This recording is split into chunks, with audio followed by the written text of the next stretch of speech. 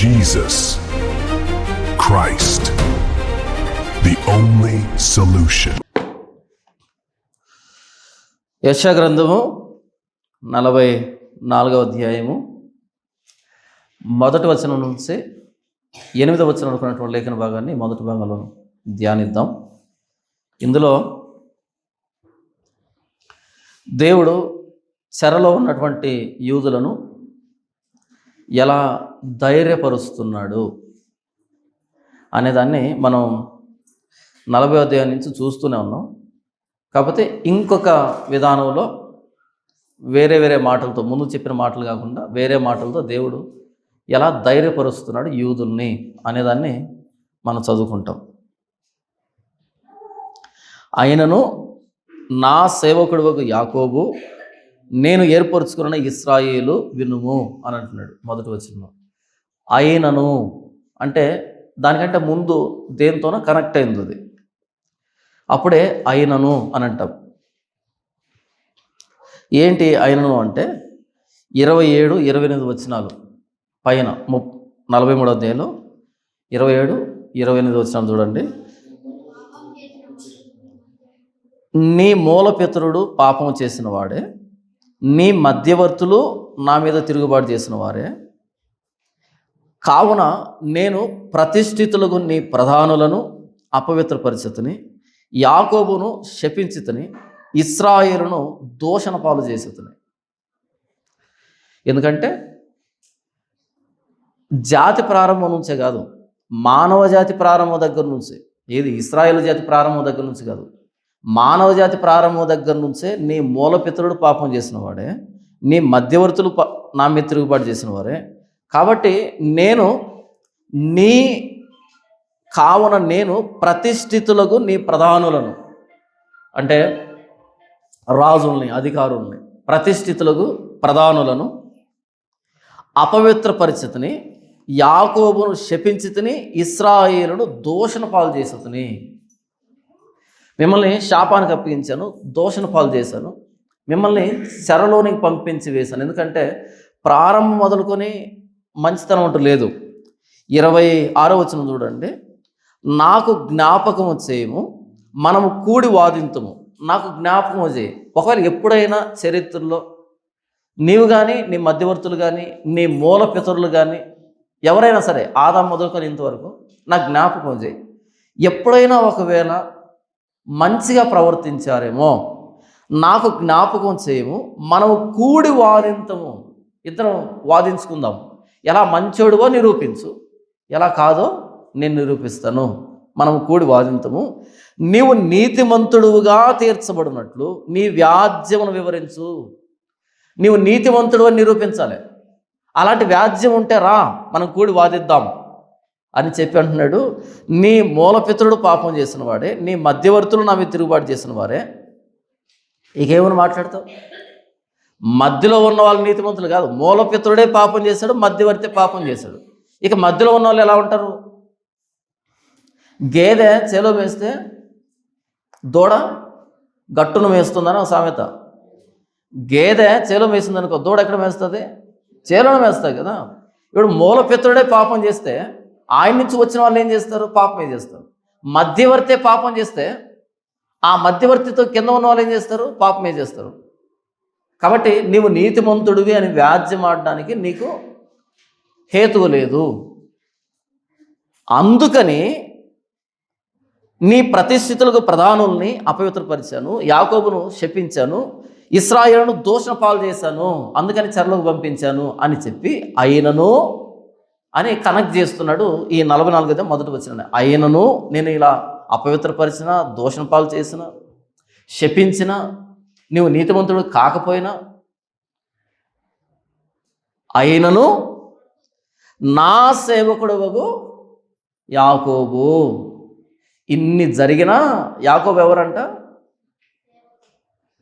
ఇన్ని జరిగినా ఎవరంట యాకోబు? నీవు నా సేవకుడవే. ఈ మధ్యలో ఈయన మార్పులు చేర్పులు జరిగాయి. అయినా సరే నా సేవకుడు యాకోబు 41వ అధ్యాయము 8వ వచనంలో నా సేవకుడు అయిన ఇశ్రాయేలు నేను ఏర్పరచుకున్న యాకోబు, నా స్నేహితుడైన అబ్రహాము సంతానమా.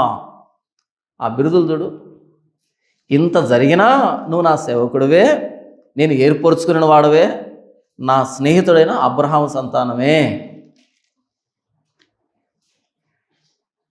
వీళ్ళు ధర్మశాస్త్రానికి వ్యతిరేకంగా ప్రవర్తించారని దేవుడు పూర్తిగా వదిలిపెట్టట్లేదు, వదిలిపెట్టడు కూడా. వాళ్ళు చేసిన పాపానికి శిక్షను నియమించాడు. ఇశ్రాయేలుని దోషణ పాలు చేశాను, యాకోబుని శపించాను, ప్రధానుల్ని అపవిత్రపరిచాను వాళ్ళు చేసిన పాపానికి. అంత మాత్రం చేత వారి ఉనికిని కొట్టివేయటం లేదు, అంత మాత్రం చేత వారి మీద నాకున్న ఏర్పాటుని నేను మర్చిపోవట్లేదు, అంత మాత్రం చేత వారి పితరులతో నేను చేసిన ప్రమాణాన్ని మరిచిపోలేదు. నా సేవకుడు అయిన యాకోబు, నేను ఏర్పరచుకున్న ఇశ్రాయేలు, నువ్వు నా ఏర్పాట్లో ఉన్నావు. ఇంకా ఏంటి, ఈ చెరలో మగ్గిపోతున్నా సరే, ఇంత దారుణమైన పరిస్థితులు అనుభవిస్తున్నా సరే, ఇంకా నేను నీ ఏర్పాట్లోనే ఉన్నానా? అది ప్రశ్న. ఉంటావా? మీకు విషయం అర్థమవుతుందా? మన జీవితంలో కొన్ని సందర్భాల్లో చీకటి రోజులు వస్తాయి. ఆ చీకటి రోజులు ఎలా ఉంటాయంటే, ఇక లేదు, దేవుడికి మనకు సంబంధమే లేదు, ఆయన వదిలిపెట్టేశాడు. పూర్తిగా నిరాశలోకి వచ్చేస్తాం కదా. అయితే మీకా, ప్రవక్త అయిన మీకా 7వ అధ్యాయంలో ఒక మాట మాట్లాడుతున్నాడు. 8వ వచనం, నా శత్రువా, నా మీద అతిశయింపవద్దు, నేను క్రింద పడినను తిరిగి లేతును, నేను అంధకారమందు కూర్చున్నను, యెహోవా నాకు వెలుగుగా ఉండును అని మాట్లాడుతూ, నేను యెహోవా దృష్టికి పాపము చేసి తిని కనుక ఆయన నా పక్షమున వ్యాజ్యమాడి నా పక్షమున న్యాయము తీర్చు వరకు నేను ఆయన కోపాగ్నిని సహింతును, ఆయన నన్ను వెలుగులోనికి రప్పించును, ఆయన నీతిని నేను చూచెదను. నేను పాపం చేశాను కాబట్టి ఆయన కోపాగ్నిని సహించాలి. నేను పాపం చేశాను కాబట్టి ఆయన నాతో వ్యాజ్యం ఆడుతున్నాడు, నాతో గొడవ పెట్టుకున్నాడు, ఆయన కోపాగ్ని నా మీద కుమ్మరిస్తున్నాడు, నేను సహిస్తాను. ఎంతవరకు సహిస్తాడు? మరలా నన్ను వెలుగులోకి తీసుకొచ్చేంతవరకు సహిస్తాను. ఆ వెలుగులోకి వచ్చిన తర్వాత 10వ వచనం చూడండి, నా శత్రువు దాన్ని చూచును. దేన్ని? ఈయన వెలుగులోకి రావడం. దాన్ని చూచును, చూచి నీ దేవుడని యెహోవా ఎక్కడా అని నాతో అనినది అవమానమునందును. ఇప్పుడు నేను చీకట్లో కూర్చున్నప్పుడు, నేలను పడి ఉన్నప్పుడు, నీ దేవుడని యెహోవా ఎక్కడున్నాడు అని ఎగతాళి చేసింది ఏమవుతుందంట? నీ దేవుడని యెహోవా ఎక్కడా అని నాతో అనినది అవమానమునందును. ఇప్పుడు నన్ను అవమానిస్తున్న వాళ్ళు భవిష్యత్తులో అవమానం పొందుతారు. ఎందుకంటే నా దేవుడు యెహోవా సజీవుడు, ఉన్నవాడు. నేను నమ్ముకున్నది సజీవుడైన యెహోవాను. కాబట్టి నేను పాపం చేశాను, ఆయన కోపాగ్ని కుమ్మరిస్తున్నాడు, నాతో వ్యాజ్యమాడుతున్నాడు. అయితే ఇది చివరి కాదు, మరలా వెలుగులోకి తీసుకుని వస్తాడు. అయితే ఇప్పుడు విగ్రహాలను నమ్ముకొని సజీవుడైన దేవుడిని నమ్ముకున్న నన్ను ఎగతాళి చేసింది అవమానం నొందుతుంది ఒకనొక రోజు నేను వెలుగులోకి వచ్చినప్పుడు. ప్రతి విశ్వాసకి ఈ 2 అనుభవాలు ఉంటాయి. వెలుగులో ఉన్న అనుభవం ఉంటుంది, చీకట్లో ఉన్న అనుభవం ఉంటుంది. చీకట్లోంచి మరలా వెలుగులోకి రప్పించినటువంటి స్థితి ఉంటుంది. ఎందుకంటే మన దేవుడు సజీవుడు కాబట్టి. చూడండి, నీ దేవుడని యెహోవా ఎక్కడా అని నాతో అనినది అవమానం నందును, అది నా కళ్ళకు అగుపడదు, ఇప్పుడు అది వీధిలో ఉన్న బురద వలె తొక్కబడును. ఒకనొక రోజు మన శత్రువు మన కంటికి కనిపించడు. ఎందుకంటే వాళ్ళు నమ్ముకున్నది అబద్ధాన్ని, మనం నమ్ముకున్నది నిజాన్ని. నిజం నమ్ముకున్న మనం వెలుగులోనే ఉంటామని బైబిల్ చెప్పట్లేదు. చీకట్లో పడిపోయే రోజులు వస్తాయి, కింద పడిపోయే రోజులు వస్తాయి. అది చివరి కాదు, మరలా దేవుడు మనల్ని పైకి తీసుకొని వస్తాడు. ఎప్పుడు తీసుకొని వస్తాడు? 7వ వచనం, ఆయనను యెహోవా కొరకు నేను ఎదురు చూచేదను, రక్షణకర్తయగు నా దేవుని కొరకు నేను కనిపెట్టుకుని ఉందును, నా దేవుడు నా ప్రార్థన ఆలకించును. దేవుడి కోసం కనిపెట్టుకుని ఉంటే, కనిపెట్టుకుని ప్రార్థన చేస్తే ఒకనొక రోజు మన ప్రార్థన దేవుడు ఆలకిస్తాడు, మరలా వెలుగులోకి తీసుకొని వస్తాడు. దీనిని నిరీక్షణ అని అంటాం. ఎందుకు మాట్లాడుకున్నాం ఇదంతా? నా సేవకుడైన ఇశ్రాయేలు, నేను ఏర్పరచుకున్నటువంటి యాకోబు అని అంటున్నాడు కదా. నీ ప్రధానుల్ని నేను అపవిత్రపరిచినా, నేను శపించినా, దోషణ పాలు చేసినా, నువ్వు చెరసాల్లో ఉన్నా నువ్వు నా సేవకుడివే, నీవు నా ఏర్పాటులో ఉన్నవాడివే అని అర్థం. ఏర్పాటులో ఉన్నామని చెరలోకి వెళ్ళము అని అర్థం కాదు. దేవుని సేవకులమే అని అంటున్నాడు అని ఆయనకి మనల్ని శిక్షించడు అని అర్థం కాదు. శిక్షించిన ఆయన సేవకులమే, అందులోంచి విడిపించిన ఆయన సేవకులమే. కాబట్టి మొదటి వచనం ఏం చెప్తుందంటే మనకి, మనం దేవుని చేత ఏర్పాటు చేయబడిన వాళ్ళమే. దేవుడు మనల్ని ఏర్పాటు చేస్తున్నాడు. దేవుడు మనల్ని ఏర్పాటు చేస్తున్నాడు అంటే ఎందుకు ఏర్పాటు చేస్తున్నాడు? నా సేవకుడు అయిన యాకోబు, నా సేవ చేయడానికి ఏర్పాటు చేస్తున్నాను అంటే మనకొక నిర్వచనం ఉంది మన జీవితానికి. దేవుడు ఏర్పాట్లోకి వచ్చామంటే ఒక నిర్వచనం ఉంది, ఆయన సేవకులమి అనే డెఫినేషన్ ఉంది. కాబట్టి మనం ఎలాంటి పరిస్థితుల్లో ఉన్నా దిగులు పడాల్సిన అక్కర్లే, ఎందుకంటే ఆయన చేత ఏర్పాటు చేయబడ్డాం ఆయన సేవ చేయడానికి. అయితే సేవలో అవకతవకలు వచ్చాయంటే ఖచ్చితంగా ఆయన స్పందిస్తాడు, అపవిత్రపరుస్తాడు, శాపానికి అప్పగిస్తాడు, దోషానికి అప్పగిస్తాడు. అయినంత మాత్రం చేత ఆయన ఏర్పాట్లోంచి వెళ్ళిపోయామని అర్థం కాదు. 2వ వచనం, నిన్ను సృష్టించి గర్భంలో నిన్ను నిర్మించి నీకు సహాయము చేయువాడైన యెహోవా ఇలాగ సెలవిచ్చుచున్నాడు. ఏమని రాస్తున్నాడు అక్కడ? నిన్ను సృష్టించి, గర్భంలో నిన్ను నిర్మించి. గర్భంలో నిర్మిస్తున్నాడు, సృష్టిస్తున్నాడు అంటే ఊరకేనా, లేకపోతే ఒక ఉద్దేశం ఉందా? ఉద్దేశంతోనే సృష్టిస్తాం కదా, ఉద్దేశంతో నిర్మిస్తాడు కదా. కాబట్టి మనం గాలికి పుట్టిన వాళ్ళం కాదు, గాలికి కొట్టుకొని వచ్చిన వాళ్ళం కాదు భూమి మీదకి. ఒకవేళ గాలికి కొట్టుకొని వచ్చింటే మనం దిగులు పడాలి, భయపడాలి, ఏదో అయిపోతుంది అని. గర్భంలో సృష్టించాడు, నిర్మించాడు అంటే ఒక ప్రత్యేకమైన పనికి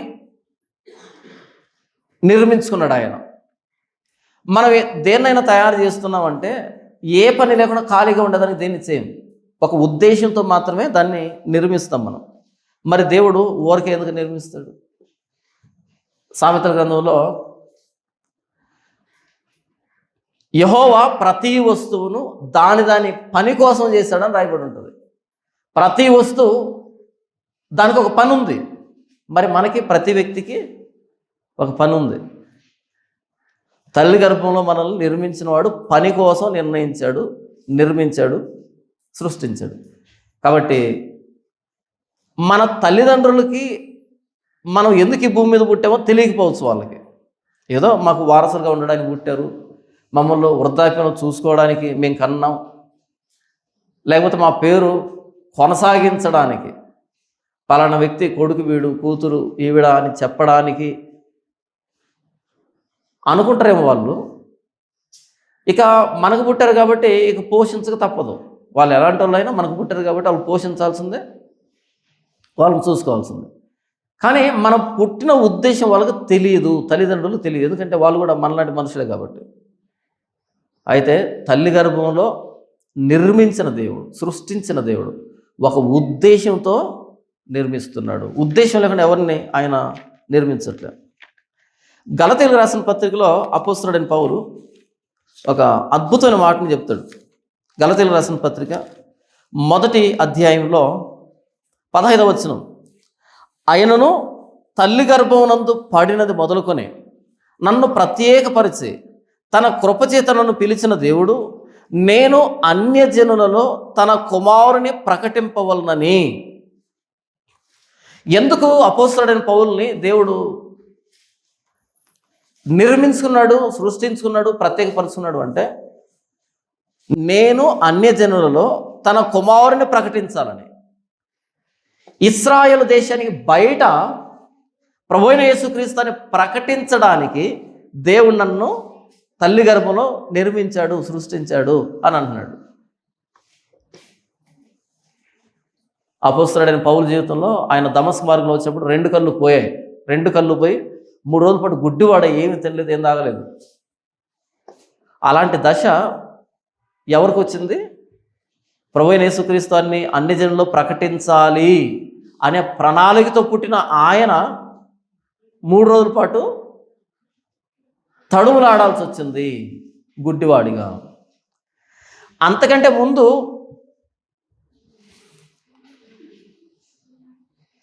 క్రైస్తవులని పిలువబడిన వారిని ఆయన చెరసాల్లో వేశాడు, హింసించాడు. దోషకుడు, హింసకుడు, హానికరుడిగా బ్రతుకుతూ వచ్చాడు. అలా ఉన్నాడు కాబట్టి అంత పగ ఉంది కాబట్టి క్రైస్తవుల మీద దమస్కుకి బయలుదేరాడు. ప్రభు అతన్ని దర్శించాడు. కాబట్టి ప్రతి వ్యక్తి మీద దేవుని ప్రణాళిక ఉంది. మనమంతా దేవుని చేత నిర్మించబడ్డాము అంటే మనందరికి ఒక పని ఉంది. కానీ ఈరోజు చాలామందికి పని ఏంటో తెలియదు, ఏం పని చేయాలో తెలియదు. ఒకవేళ మన పని మనకు తెలియలేదంటే మనల్ని దేవుడు పుట్టించలేదు అని అర్థం. ఒకవేళ మనల్ని దేవుడే నిర్మిస్తే కనుక ఖచ్చితంగా పని కోసమే నిర్ణయించుంటాడు.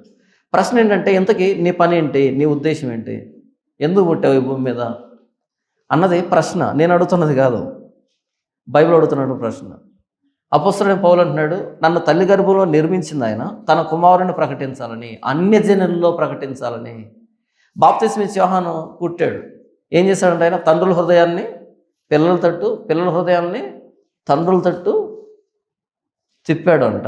తర్వాత ప్రభువైన యేసుక్రీస్తు వారి మార్గాన్ని సరళం చేయడానికి, ప్రతి వంకర దారిని తిన్నగా చేయడానికి, ప్రతి కరుగైన దారిని నున్నగా చేయడానికి, ప్రతి పల్లాన్ని పూడ్చడానికి, ప్రతి కొండని సమం చేయడానికి, ప్రభువైన యేసుక్రీస్తు వారిని అంగీకరించడానికి ఆ జనాలు, ఆనాటి ప్రజలు మారు మనసు విషయమైన బాప్తిసాన్ని ప్రకటిస్తూ సిద్ధపరిచాడు. ఇది బాప్తిసం ఇచ్చే యోహాను పుట్టుక పరమార్థం. ఇలా బైబిల్లో మీరు చూడండి, మోషే పుట్టాడు. మోషే దేని పుట్టాడంట? ఇశ్రాయేలుల్ని విడిపించుకొని తీసుకొని రావడానికి. ఇప్పుడు చెప్పండి, అహరోను ఎందుకు పుట్టాడు? అలా ఇశ్రాయేల్ని విడిపించుకొని తీసుకుని వస్తున్న మోషేకు నోటిగా ఉండడానికి, ప్రధాన యాజకత్వం చేయడానికి. యేసు ప్రభు ఎందుకు పుట్టాడు? తన ప్రజలను వారి పాపముల నుండి ఆయనే రక్షించును, కనుక ఆయనకు యేసు అని పేరు పెట్టదు. ప్రతి వ్యక్తికి తన పుట్టుక పరమార్థం ఒకటి ఉంది. ఎందుకుంటుందంటే చేసింది దేవుడు కాబట్టి. దేవుడు ఊరక ఎవరిని చేయడు కాబట్టి. నా ఉద్దేశం నాకు అర్థమైంది, నేను ఎందుకు పుట్టాను అన్నది. మీ ఉద్దేశం మీకేమైనా అర్థమైందా? ఇది ప్రశ్న. ఒకవేళ మీ ఉద్దేశం మీకు అర్థం కాకపోతే దేవుని మీరు సీరియస్గా తీసుకోలేరు. నిజంగా నన్ను దేవుడే పుట్టించాడు అంటే నాకు ఆయన ఒక పనినిచ్చే పుట్టించుంటాడు, లేకపోతే పుట్టించున్నాడు. నిన్ను సృష్టించి గర్భంలో నిన్ను నిర్మించి నీకు సహాయం చేయవాడైన యెహోవా ఇలా సెలవిస్తున్నాడు. ఆయన సృష్టించాడంట, ఆయన నిర్మించాడంట, నీకు సహాయం చేయవాడైన యెహోవా. నువ్వు ఏ పరిస్థితుల ద్వారా వెళ్తున్నా నీకు సహాయం చేస్తుంది ఎవరు? యెహోవానేనా? నాకు సహాయం చేస్తుంది ఎవరు? యెహోవానేనా?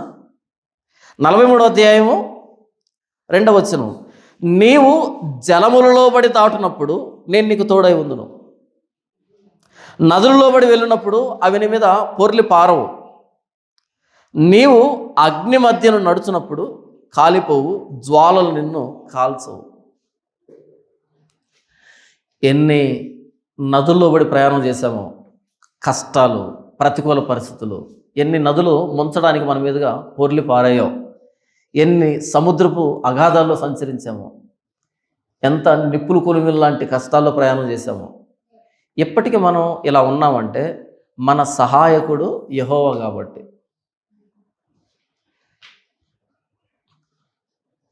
మన సహాయకుడు యెహోవా కాబట్టి. నాకు అనిపిస్తుంది,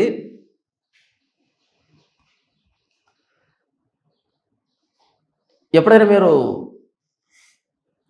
2D ఎకో వెళ్ళారనుకో, హార్ట్ ఎలా కొట్టుకుంటుంది, గుండె ఎలా కొట్టుకుంటుందని వెళ్ళారనుకో, మీకు అక్కడ మానిటర్లో చూపెడతాడు గుండె ఎలా కొట్టుకుంటుంది కనబడుతూ ఉంటుంది, మన గుండె కనపడుతుంటుంది. ఆ శబ్దం కూడా ఆ మైక్ కనెక్ట్ చేస్తాడు, కొట్టుకునే శబ్దం. అది ఎప్పటి నుంచి కొట్టుకుంటున్నది ఇంతకీ? ఆ గుండె ఎప్పటి నుంచి కొట్టుకుంటున్నది?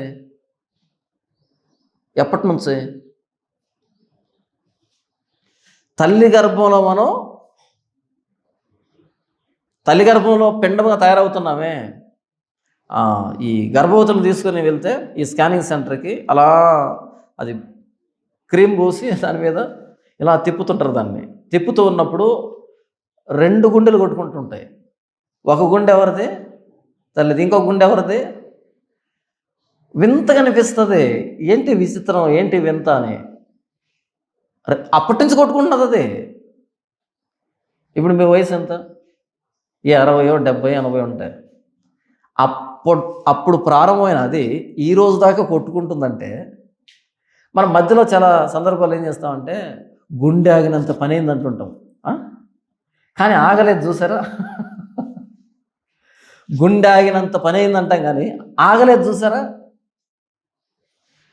ఎన్ని సందర్భాల్లో భయపడి ఉంటాం, ఎన్ని సందర్భాల్లో స్పృహ కోల్పోయి ఉంటాం, ఎన్ని రోగాలు వచ్చి ఉంటాయి, ఎన్ని ప్రమాదాలు వచ్చి ఉంటాయి, ఎంత జర్నీ జరిగింది తెలుసా మీకు ఆ విషయం? మనం నిద్రపోతున్నా గుండె కొట్టుకుంటూనే ఉండాలి, మనం నిద్రపోతున్నా బ్రెయిన్ పనిచేస్తూనే ఉండాలి. మనం నిద్రపోతాం, బ్రెయిన్ పనిచేస్తుంటుంది, మనం నిద్రపోతుంటాం, గుండె పనిచేస్తుంటుంది, మనం నిద్రపోతుంటాం, లోపల ఉన్న అవయవాలు అన్నీ పనిచేస్తుంటాయి. ఏదైనా ఒక్కటే సరే నేను కూడా నిద్రపోదాం అనుకుందనుకో, ఇక మనం లేవం. మనం ఎందుకు నిద్రపోతామంటే లోపల ఉన్న అవయవాలకి శక్తి సరిపోదు, అంటే వాటి పని అవి చేసుకోవడానికి సరిపోదు, వాటికి ఎనర్జీ కావాలి. కాబట్టి బయట పనులన్నీ మానేసి ఈ ఎనర్జీ అంతా వాటికి ఇచ్చి మీరు పని చేయండి అని చెప్పి అనుకుంటాం మనం. తెలుసా విషయం? మనం బయట పని చేస్తున్నాం అనుకో, ఈ బయట ఎనర్జీ లోపలికి ఎనర్జీ 2 సరిపోదు, తట్టుకోలేదు. అందుకని ఏం చేస్తాం, బయట యాక్టివిటీస్ అన్నీ క్లోజ్ చేసుకొని మనం దుప్పటి ముసుకేసుకొని పడుకుంటాం కదా. ఎందుకు? బయట యాక్టివిటీస్ ఏం చేయకుండా. అప్పుడు లోపల యాక్టివిటీస్ స్టార్ట్ అవుతాయి. ఈ ఎనర్జీ అంతా తీసుకొని లోపల రాత్రి అంతా పని జరుగుతుంది. ఏ ఒక్క అవయవం పని చేయకపోయినా సరే మనం బ్రతకం. ఇది ఎప్పటి నుంచి జరుగుతుంది అనుకుంటున్నారు? తల్లి గర్భం నుంచి ఇంత దూరం నీకు సహాయం చేయవాడైన యెహోవా అనారోగ్య విషయంలో సహాయం చేశాడు, ఆర్థిక విషయాల్లో సహాయం చేశాడు, సామాజికంగా సహాయం చేశాడు, ప్రమాదాల్లో సహాయం చేశాడు, ఎన్ని విషయాల్లో సహాయం, మన ఊహకందనన్ని సహాయాలు చేస్తున్నాడు. కాబట్టి ఈరోజు ఇలా ఉన్నాం. ఎవరైనా మనకి 10,000 డబ్బు ఇచ్చారనుకో, అన్న దేవుళ్ళలాగా వచ్చి 10,000 ఇచ్చారన్న, 10,000 ఇస్తే దేవుళ్ళు అయిపోతామా?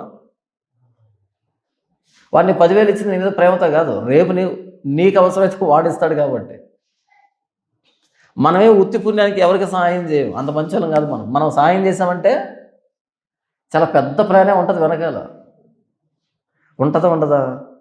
ఒకవేళ ఏ స్వార్థం లేకుండా సాయం చేశాడంటే వాడు దేవుడు అయి ఉంటాడు నాకు తెలిసి. నాకు సహాయం చేశాడనే పేరు కోసమైనా సాయం చేస్తాం, ఊరకే సహాయం చేయం. మనకు ఊరకే సహాయం చేసేవాడు ఎవరైనా ఉన్నారు అంటే, ఎవరైనా నీకు సహాయం చేయవాడైనా యెహోవా.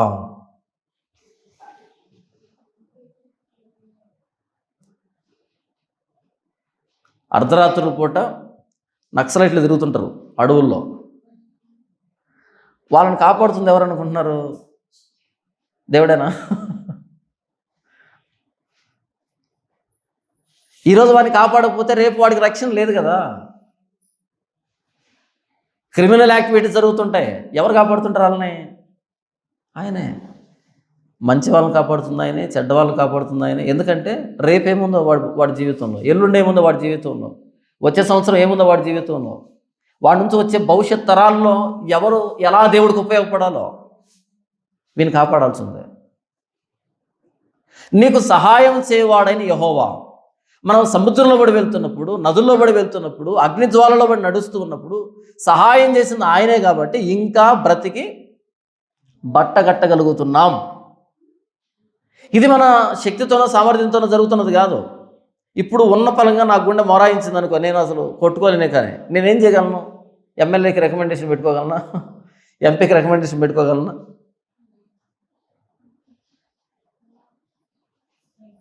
ఎన్ని విషయాల్లో సాయం చేస్తున్నాడో, నీకెంత సాయం చేస్తాడో నీకు తెలుసు, నాకెంత సాయం చేస్తున్నాడో నాకు తెలుసు. మర్చిపోకూడదు అనమాట. ఎందుకు ఈ మాట చెప్తున్నానంటే, ఇప్పుడు మీరు చెరలో ఉన్నారు, చెరలో మగ్గిపోతున్నారు. అయిపోయింది, దేవుడు వదిలిపెట్టేశాడు అని అనుకోవద్దు. ఎందుకంటే నిన్ను సృష్టించినోడిని, నిన్ను నిర్మించినోడిని, నీకు సహాయం చేస్తున్న యెహోవానే. నాకు తెలియకుండా ఏం జరుగుతుంది నీకు? నాకు తెలియకుండా నీ జీవితంలో ఏం జరుగుతుంది? ఏం జరగదు. ఆయన మనల్ని సృష్టించాడు అంటే ఒక ప్రణాళికతోనే సృష్టించుంటాడు, అంతే. అయితే ఆ ప్రణాళికకి ఇంకేవో అడ్డుపడుతూ ఉంటే వాటిని తీసివేయడానికి తాత్కాలికంగా శిక్షిస్తాడు. కానీ ప్రణాళికను మర్చిపోడు, ఉద్దేశాన్ని మర్చిపోడు, తాను తయారు చేసిన విధానాన్ని మర్చిపోడు. అంతేనా? అర్థమవుతుందా? ఆయన తయారు చేసిన ఉద్దేశాన్ని మర్చిపోడు. ఆయన మధ్యలో కొన్ని యాడ్ అవుతుంటాయి, వాటిని తీసేయడానికి కొంచెం పనిష్మెంట్, జడ్జిమెంట్ వస్తూ ఉంటుంది. నిన్ను సృష్టించి తల్లి గర్భంలో నిన్ను నిర్మించి నీకు సహాయం చేయవాడని యెహోవా ఇలాగ సెలవిస్తున్నాడు. ఏమని సెలవిస్తున్నాడంట?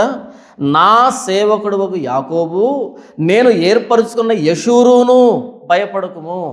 యెషూరును అంటే ఏంటంటే మై బిలవ్డ్ ఇజ్రాయేల్ అని అర్థం. నా ప్రియమైన ఇశ్రాయేలు అని. డియర్ యెరూషలేం, డియర్ ఇజ్రాయేల్ అని అర్థం. యెషూరును అంటే ప్రియమైన ఇశ్రాయేలు, నాకు ఇష్టమైన ఇశ్రాయేలు అని అర్థం. అంటే ముచ్చటగా పిలుస్తున్నాడు.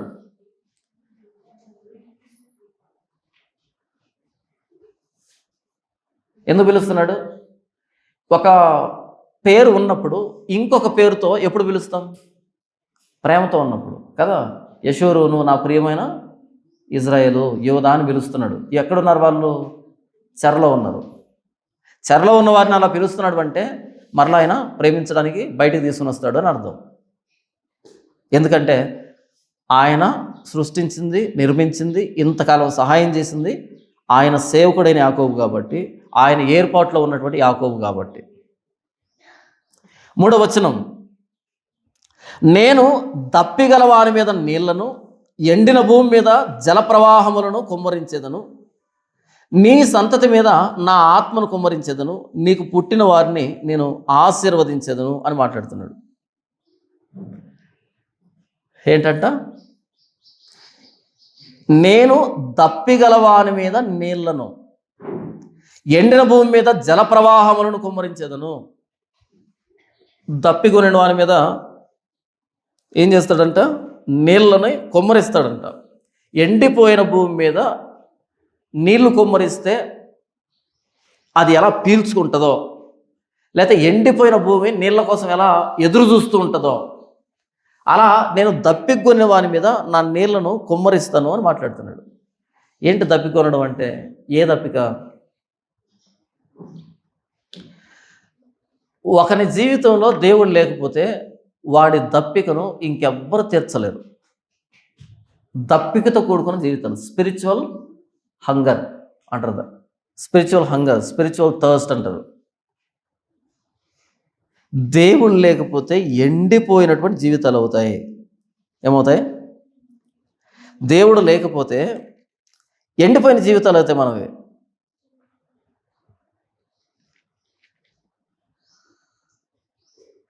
దీన్నే ప్రభువైన యేసుక్రీస్తు వారు ఒక మాట అంటాడు. యోహాను సువార్త 7వ అధ్యాయము, యోహాను సువార్త 7వ అధ్యాయం 37వ వచనం. ఆ పండుగలో మహాదినమైన అంత్యదినమున యేసు నిలిచి, పండుగ జరుగుతుంది, అందులో చివరి రోజు వచ్చింది, క్లైమాక్స్ రోజు వచ్చింది. ఆ రోజు ఇంకా ఎక్కువ సంబరం ఉంటుంది. పండగలో చివరి రోజు మొత్తం ముందు జరిగిన ఆ సంబరం కంటే ఎక్కువ సంబరం జరుగుతుంది. ఆ పండుగలో మహాదినమైన అంత్యదినమున యేసు నిలిచి, ఎవడైనను దప్పికొని ఎడల నా యొద్దకు వచ్చి దప్పి తీర్చుకునవలెను. పండుగలో దప్పికి ఎందుకు అవుతుంది? ఫుల్గా తాగి ఉండదు అప్పుడే కదా. పండుగలో దప్పికి ఆకలి ఉండదు. పండగ అంటే తినడం తాగడం. ఆ మహాదినమున అంత్యదినమున యేసుప్రభు నిలిచి, ఎవరికైనా దప్పికైతే నా దగ్గరకు వచ్చి దప్పి తీర్చుకోవాలి. ఈయన చలివేంద్రం పెట్టాడు అక్కడ. ఆ పండుగలో చలివేంద్రం కానీ, మజ్జిగ స్టాల్ కానీ, లేదా రసన కానీ, కూల్ డ్రింక్స్ కానీ ఏమైనా పెట్టాడా? రండి నా కొట్టు దగ్గరికి రండి ఏమైనా పిలుస్తున్నాడా? చెరుకు రసం పెట్టాడా? ఏంటి ఆయన ఉద్దేశం? ఎవరికైనా దప్పిక అయితే, ఏం దప్పిక? ఏముంటుంది దప్పిక? ఇది భౌతికమైన దప్పిక కాదు, ఆత్మీయమైన దప్పిక. ఇన్ని పండగలు చేస్తున్నా, ఇన్ని వ్రతాలు, ఇన్ని నైవేద్యాలు, ఇన్ని అర్పణలు, ఇన్ని బలులు, ఇన్ని ధర్మశాస్త్ర సంబంధమైన సంస్కారాలు చేస్తూ ఉన్నా ఇప్పటికీ అంతరంగంలో నేను దేవుని చేత అంగీకరించబడ్డానా? ఇంకా ఏం చేస్తే దేవుడు నన్ను మంచి అంటాడు? ఇంకా ఏం చేస్తే నా హృదయానికి తృప్తి వస్తుంది అనేటువంటి దప్పిక ఉంటే, ఆ వెలితి ఉంటే నా దగ్గరకు రండి అని పిలుస్తున్నాడు. పరిసయుడైన నీకోదేమన్నాడు, వృద్ధుడు, వయసులో పెద్దవాడు, యేసుప్రభు దగ్గరకు వచ్చి, బోధకుడా, నీవు దేవుని ఎద్దు నుండి వచ్చిన బోధకుడు అని మేము ఎరుగుదాం. దేవుడు అతనికి తోడై ఉంటేనే కానీ నీవు చేస్తున్న క్రియలు ఎవడు చేయలేడు. ఈయనకు 80 సంవత్సరాలు అయితే, యేసుప్రభుకు 30 సంవత్సరాలు అయితే, ఆయన వచ్చి ఈయన ఏమంటున్నాడు, సార్ అని పిలుస్తున్నాడు. 30 సంవత్సరాలు ఉన్నాయి, 80 సంవత్సరాలు అంటే 50 సంవత్సరాల ఎక్స్పీరియన్స్ ఈయనకి భక్తిలో. ఆయన వచ్చి యేసుప్రభు అంటున్నాడు, టీచర్, సార్ అని పిలుస్తున్నాడు. బోధకుడా, రబ్బూని. ఏం బోధిస్తాడు ఈయన? ఆయనకు తెలియంది ఏదో వెలితే. అప్పుడు యేసుప్రభు చెప్తాడు, ఒకడు క్రొత్తగా జన్మించితేనే కానీ వాడు దేవుని రాజ్యం చూడడు. కొత్తగా జన్మించడం. నాకు 80 సంవత్సరాలు, మరలా తల్లి గర్భం ముందు ప్రవేశించి రెండోసారి పుట్టాలనా? అర్థం కాదు ఆయనకి. దప్పికైంది కాబట్టి నీకోదేముకి ఆయన దగ్గరికి వెళ్తే ఏదైనా చెప్తాడు అని దప్పికైంది కాబట్టి రాత్రిపూట వచ్చాడు ఆయన దగ్గరికి. యేసుప్రభు అంటాడు ప్రపంచాన్ని, దప్పికొన్న వారులారా నా ఎద్దుకు రండి.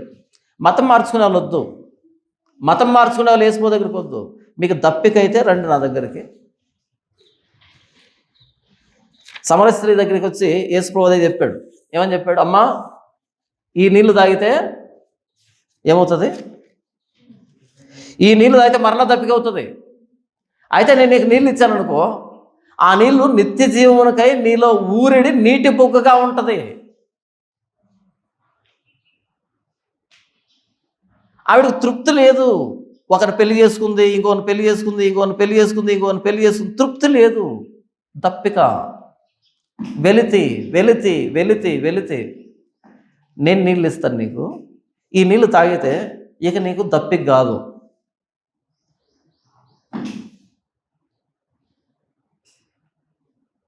దేవుడు లేకుండా ఏం చేసినా సరే దప్పిక. ఆ వెలితి తీరదు, అలాగ ఉంటుంది అంతే. మీకు మాట చెప్తాను చూడండి. ప్రసంగి గ్రంథం 1వ అధ్యాయం 18వ వచనం, విస్తారమైన జ్ఞానాభ్యాసము చేత విస్తారమైన దుఃఖము కలుగును, అధిక విద్య సంపాదించిన వానికి అధిక శోకము కలుగును. చాలామంది 5వ తరగతి 4వ తరగతి చదువుకున్నటువంటి పాస్టర్లు ఉంటారు క్రైస్తవుల్లో. 90% మంది అలా ఉంటారు. వాళ్ళకి ఎలా అర్థమవుతుందంటే, ఇది చూసారా, దేవుడు ఏం చెప్తున్నాడు, చదువుకుంటే అంట ఆయాసము, చదువుకుంటే దుఃఖము. ఒరే నాయన, చెప్తున్న చదువు గురించి కాదు, జీవితాన్ని అర్థం చేసుకోవడానికి పుస్తకాలు చదవడం ప్రారంభిస్తే నీకు వెలితి, ఆయాసం, దుఃఖం అది మాట్లాడుతుంది.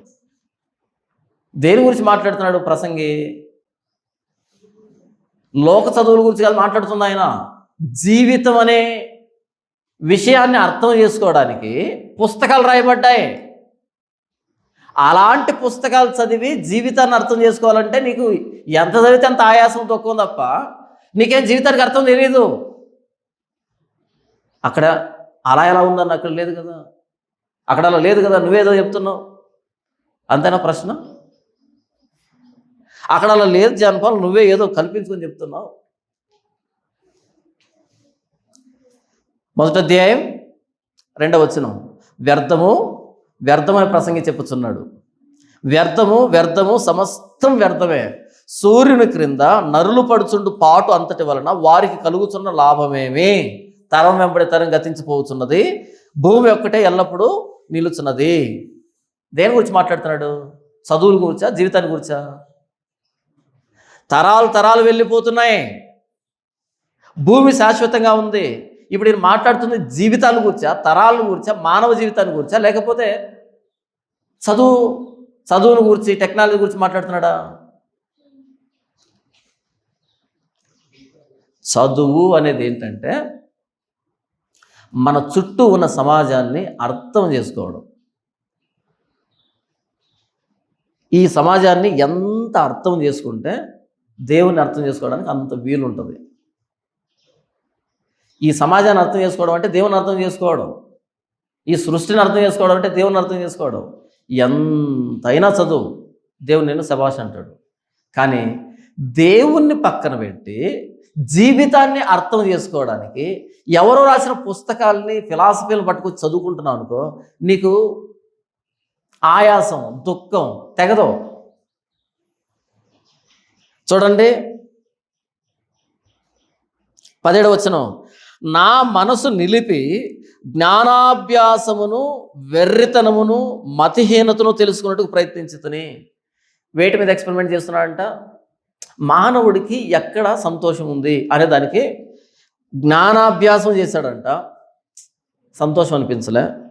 వెర్రితనం అంటే వెర్రి చేష్టలలో కూడా అలాంటి అలవాట్లలో ఏమైనా సంతోషం ఉందేమో, అలాంటి వాటిలో సంతోషం ఉందేమో వెతికాడు. మతిహీనత వాటిలో ఉందా? లేదు. అదంతా తెలుసుకుంటే ఇదియు గాలికై ప్రయాసపడుటయే అని తెలుసుకుంటుంది. ప్రతిదీ గాలి కోసం ప్రయాసపడినట్టుంది. జీవితాన్ని అర్థం చేసుకోవడానికి ఏంటంటే ప్రయత్నాలు చేస్తాడు, ఏది వర్కౌట్ కాలే. అక్కడ రాస్తున్నాడు, విస్తారమైన జ్ఞానాభ్యాసం చేత విస్తారమైన దుఃఖం కలుగుతుంది. యేసు ప్రభు అడుగుతాడు పేతురుని, ఇంతకీ నన్ను ఏమనుకుంటున్నావు నువ్వు అని అంటే, నీవు దేవుని కుమారుడువైన సజీవుని కుమారుడువైన క్రీస్తువి. యేసు ప్రభు అన్నాడు, సీమోను బర్యోనా, నీవు ధన్యుడవు, నరులు నీకు దీన్ని బయలుపరచలేదు, పరలోకమందున్న దేవుడే బయలుపరిచాడు. నరులు నీకు దీన్ని బయలుపరిచి ఉంటే ధన్యుడు కాదు, దౌర్భాగ్యుడివి. అంతేనా? నేను ఫార్మసీ చదివేటప్పుడు పెద్ద లైబ్రరీ, మాకు కాలేజీకి పెద్ద లైబ్రరీ ఉంటుంది, కొన్ని లక్షల పుస్తకాలు ఉంటాయి. ఆ లైబ్రరీకి వెళ్ళి కూర్చుంటే సబ్జెక్ట్ పుస్తకాలు కాకుండా పైన ఈ మొరాలిటీకి సంబంధించి, ఎథిక్స్కి సంబంధించి, హ్యూమన్ వాల్యూస్కి సంబంధించి కొన్ని పుస్తకాలు పెట్టుండేవాళ్ళు పై ర్యాక్లో. ఎందుకంటే సబ్జెక్టే కదరా, కొంచెం ఎథికల్ వాల్యూస్ కూడా పెంచుకోండి అనేటట్టుగా. నా కాలేజీ దొరికినప్పుడు వెళ్ళడం, ఒక పుస్తకాన్ని తీయడం, ఏం చెప్తున్నారు వీళ్ళు అని చూస్తే రకరకాల నైతిక విలువలు, రకరకాల ధర్మశాస్త్ర సంబంధమైన విధులు ఏంటంటే మాట్లాడేవాళ్ళు. అక్కడ ఏంటంటే వాళ్ళకు తోచిన ప్రతిదీ ఇది అది రాసేవాళ్ళు. చదువుకొని పక్కన పెట్టేవాళ్ళు. అలా నేను ఒక పుస్తకాన్ని రాశాను అనుకో, జీవితం అంటే ఏంటి అని రాశాను అనుకో, ఏది బైబిల్ సంబంధం లేకుండా, దేవుడి సంబంధం లేకుండా నా అనుభవాన్ని బట్టి రాశాను అనుకో, మీ జీవితం దానికి మార్చుకున్నారనుకో, మీకు మించిన దౌర్భాగ్యులు ఇంకొకరు లేరు. ఎందుకంటే మనల్ని సృష్టించింది, మనల్ని నిర్మించింది మనకు ఆ దశలోంచి ఈ దశలో వరకు. తెలుసా మీకు? చాలామంది ఏమ్మా పెళ్ళయింది కదా, ఏమైనా విశేషమా అని అడిగితే ఏం చెప్తారు? నిలవబడట్లేదంట. ఏంటంట? నిలవబడట్లేదంట. అంటే ఏంటి దాని అర్థం? నిలబడడం అంటే ఏంటి? అంత చిన్న గోలిలాగా ఉంటుంది, అది చిన్న అంత గోలిలాగా ఉంటుంది. దాన్ని ఇటువైపు అటువైపు పట్టుకున్న గోడలు కొంచెం అలా ఇరుగ్గా ఉంటే నిలవబడినట్టు, కొంచెం అలా లూజ్ అయితే పడిపోయినట్టు, అంతే కదా? మనం నిలబడ్డామా? ఇట్లా అంటామేంటి? నిలబడి కూర్చోండి. ఇప్పుడు మనం నిలబడ్డామా? నిలబడ్డాం. అక్కడేనా? ఈరోజు కూడానా? మరి ఎంత సహాయం అనుకుంటున్నారు? ఇది చిన్న విషయం అనుకుంటున్నారా? వెళ్ళి అడిగి చూడండి. ఏంటి ఇంకా అంటే ఏం చేయమంటావు? నిలబడట్లే. దానికి మెడిసిన్స్ ఏంటేంటో ఏంటేంటో ఏంటేంటో. మనం నిలబడ్డామే, ఇప్పటికి నిలబడున్నామే. చిన్న విషయం అనుకుంటున్నావా? అలా నిలవబెట్టాడు, చూసావా? ఆయన చెప్తాడు జీవితం అంటే ఏంటి అని. ఆయనే చెప్పాలి జీవితం అంటే ఏంటి అని. ఆయన వదిలిపెట్టేసి మనలాగే పక్కన ఎవడైనా ఉంటే వాడు చెప్పాడు అనుకో, దాన్ని విన్నావు అనుకో, నీకు మించిన దరిద్రుడు దౌర్భాగ్యుడు ఇంకో లేడు. ఎందుకని? నువ్వు చదివింది వాడి జీవితాన్ని గురించి. నీ జీవితం నిన్ను సృష్టించినోడు ఆయన చెప్పాలి నువ్వేంటి అని.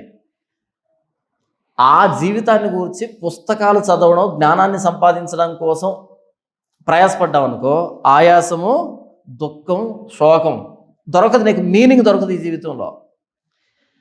కొంతమంది ఎక్కడికో వెళ్తారు, అరణ్యాలకు వెళ్తారు, మంచు కొండలకు వెళ్తారు, వెళ్ళిపోయి గుహల లోపలికి వెళ్ళిపోయి, ఇక్కడ గండికోట ఉంది, జమలమడుగు దగ్గర గండికోట. అందులో బెలూమ్ కేవ్స్ అని ఉంటాయి, బెలూమ్ గుహలు అని ఉంటాయి. ఆ గుహల్లో లైటింగ్ వేసి ఉంటాడు, లైటింగ్ ఉంటుంది, లోపలికి వెంటిలేషన్ ఉంటుంది, అన్నీ ఉంటాయి, అన్ని ఫెసిలిటీస్ ఉంటాయి, వెళ్ళొచ్చు మనం లోపలికి. అయినా సరే లోపలికి వెళ్ళే కొద్ది గుండె దడ దడ కొట్టుకుంటూ ఉంటుంది, ఏమో ఏమో ఏమో అని. లోపల ఒక ప్రపంచం ఉంటుంది, కిలోమీటర్లు టన్నెల్స్ ఉంటాయి, భయంకరంగా ఉంటుంది. లైటింగ్ పెట్టున్నా సరే పైనుంచి బ్లోవర్స్ ఒకటే ఊతుంటాయి, గాలి చల్లగా వస్తుంటుంది. అయినా సరే భయం, అయినా సరే ఇబ్బంది అనిపిస్తుంది. దిగేదానికి నిచ్చెనలు పెడతాడు, ప్రతి చోట సీసీ కెమెరాలు పెడతాడు, ఏంటేంటో చేస్తాడు, అయినా సరే భయం అనిపిస్తుంది. అలా సందుల్లో తిరిగి తిరిగి అటు తిరిగి ఇటు తిరిగి మొత్తానికి ఓ కిలోమీటర్ పైన పోయేటప్పటికి ఒక ప్లేస్ వచ్చింది. అందులో చాలా ప్లేసులు ఉంటాయి, మ్యాప్లో రాస్తాడు. అక్కడ ధ్యాన మందిరం అనే ఒక ప్లేస్ వచ్చింది. ఏంటంటే ధ్యాన మందిరం. ధ్యాన మందిరం అంటే ఏంటి అనుకున్నాం? అక్కడి నుంచి ఇంకొంచెం లోపలికి వెళ్తే ఒక చిన్న సందు, ఆ లోపల ఒక ఒక గచ్చు లాంటిది, అంటే ఒక రాయి కొంచెం నున్నగా ఉంది. అక్కడ బోర్డు పెట్టారనమాట, ఇక్కడ ఒకప్పుడు కొంతమంది మెడిటేషన్ చేసుకునే వాళ్ళంట. ఏం చేసుకునే వాళ్ళంతా? మెడిటేషన్ అంటే ఏంటి? ఎందుకు? ఇప్పుడు లైటింగ్ ఉంది, అప్పుడు లైటింగ్ లేదు. అదే ఊర్లో లేదు, ఊరికి చాలా దూరంగా ఉంది, అది అడవిలో ఉంది. అడవిలోకి వెళ్ళి, గుహలోకి వెళ్ళి, అక్కడ లోపలికి వెళ్ళి, అక్కడ ఇంకా లోపలికి వెళ్ళి, ఒరే స్వామి ఇప్పుడు మ్యాప్ పెట్టినా పోలేము అక్కడికి. మరి ఎటు పోయే వాళ్ళో నాకు తెలియదు, కానీ వాళ్ళ జీవితం అంతా చీకట్లో గడిచిపోయింది.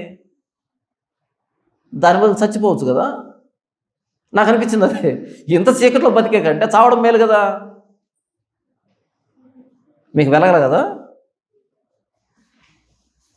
మొత్తం చీకట్లో బ్రతికిన వాళ్ళు లోపల ఏం చేస్తున్నారంటే మెడిటేషన్ చేస్తున్నారంట. మెడిటేషన్ ఎందుకు ఇంతకీ? ఒరే వెలుగులో బ్రతకండ్రా, చీకట్లో బ్రతకాల్సింది గబ్బిలాలరా. చీకట్లో ఎవరు బ్రతకాలి? నేను చీకటినిచ్చింది, గుహలనిచ్చింది, సొరంగాలనిచ్చింది గబ్బిలాల కోసం ఇచ్చాను, గొడ్ల గోపుల కోసం ఇచ్చాను, చిమ్మెట్ల కోసం ఇచ్చాను, బొద్దింకల కోసం ఇచ్చాను. మీరు మనుషులరా, మీరు ఎక్కడ బ్రతకాలి? ఎర్రటి ఎండలో, తెల్లటి వెలుగులో పగటిపూట మీరు బ్రతకండ్రా, రాత్రిపూట లైట్లు ఆఫ్ చేసుకొని నిద్రపోండ్రా అని దేవుడు ఇస్తే, వీళ్ళు పగలు లోపలనే రాత్రి లోపలనే కళ్ళు మూసుకొని అదే ధ్యానం అంట. నాకు అనిపించింది, దీని బదులు చచ్చిపోతే ఇక ఏ పీడ ఉండదు కదా. ఇప్పుడు వీడికి చచ్చిపోయినాడికి ఏమన్నా తేడా ఉందా? చచ్చిపోయినాడు ప్రపంచానికి సంబంధం ఉండదు, ప్రపంచం వచ్చి మాట్లాడతాడా? మాట్లాడ్డు. ఏమైనా సలహాలు ఇస్తాడా? ఎవడు? ప్రపంచానికి కనపడతాడా? కనపడ్డు. అక్కడ అలాంటి గుహలు ఉన్నాయని ఎవరో కనిపెట్టారంట. అవి తెలియదు ఎవరికి, ప్రపంచానికి. ఎందుకంటే బయట ఒక రంధ్రం ఉంటుంది అంతే, ఇంకేముండదు, అంత అడవి. అక్కడ నుంచి ఎవరో మేకలు తప్పిపోయాయని ఇందులోకి ఏమైనా దూరం కింది దిగితే పోతానే ఉందంట లోపలికి. అలా కనిపెట్టారు దాన్ని ఒకప్పుడు. ఇప్పుడు చచ్చిపోయినోడికి ప్రపంచంతో సంబంధం లేకుండా, బ్రతికున్నోడికి ప్రపంచంతో సంబంధం లేకుండా నువ్వు చచ్చిపోతే ఏంటి, బ్రతికితే ఏంటి, ఎవరికి కావాలా ధ్యానం? ఎందుకు చెప్పాను ఇదంతా నేను? ఎందుకంటే జీవితం అర్థం కావాలంటే చీకట్లో కళ్ళు మూసుకొని ఏదో చేస్తే జీవితం అర్థం కాదు. నిన్ను సృష్టించిన దేవుడు నీకు అర్థమైతే నీ జీవితం నీకు అర్థమవుతుంది. ఎక్కడికో వెళ్ళి తలకిందులుగా తపస్సు చేస్తేనో, ఎక్కడికో గుహలో ఉండి మెడిటేషన్ చేస్తేనో, ఎక్కడో ఏదో చేస్తేనో జీవితం అర్థం కాదు. ఏదో పుస్తకాలు చదివితే జీవితం అర్థం కాదు. నరులు కాదు నీకు బయలుపరచాల్సి ఉంది దేవుని గురించి. దేవుడు తను చెప్పాలి, నేను నిన్ను ఎందుకు పుట్టించాను అని. అది బైబిల్లో స్పష్టంగా రాయబడింది. నా మహిమ నిమిత్తము నేను సృజించిన వారిని. ఎందుకు పుట్టించాడు మనల్ని? దేవుని మహిమార్థమై పుట్టించాడంట. ఆయన స్తోత్రాన్ని ప్రచురం చేయడానికి పుట్టించాడంట. నాకు వింతగా అనిపిస్తుంది, వరే మీకు జీవితం ఎందుకు? చీకట్లో గడిపేదానికి ఎందుకు జీవితం? వెలుగులో బ్రతకలేరా? అది ప్రసంగి గ్రంథం 1వ అధ్యాయం 18లో మాట్లాడుతుంది ఏంటంటే, విస్తారమైన జ్ఞానాభ్యాసం చేత విస్తారమైన దుఃఖం కలుగుతుంది, అధిక విద్య సంపాదించిన వానికి అధిక శోకం కలుగుతుంది. ఏ విద్య అది? జీవితానికి సంబంధించినటువంటి పుస్తకాలు చదవడం ద్వారా నీకు శోకం కలుగుతుంది తప్ప జీవితం అర్థం కాదు. కానీ ఇప్పుడు మనం మాట్లాడుతున్న చదువు ఏంటిది? ఇది జీవితానికి సంబంధించిన చదువు కాదు. ఇది ఈ జీవితంలో ఉద్యోగం సంపాదించుకునేదానికి, ఈ జీవితంలో ప్రపంచాన్ని అర్థం చేసుకునేదానికి, న్యాచురల్ లాస్ అర్థం చేసుకునేదానికి, లేదా మోరల్ లాస్ అర్థం చేసుకునేదానికి, లీగల్గా అర్థం చేసుకునేదానికి. ఇది వేరు, అది వేరు. ప్రసంగి మాట్లాడుతుంది స్పిరిచువాలిటీ గురించి మాట్లాడుతున్నాడు, రిలీజియస్ టెక్స్ట్ గురించి మాట్లాడుతున్నాడు, ధార్మిక గ్రంథాల గురించి మాట్లాడుతున్నాడు. అది ఎలా చెప్తావంటే చూడండి, 12వ అధ్యాయము 13-14 వచనాలు.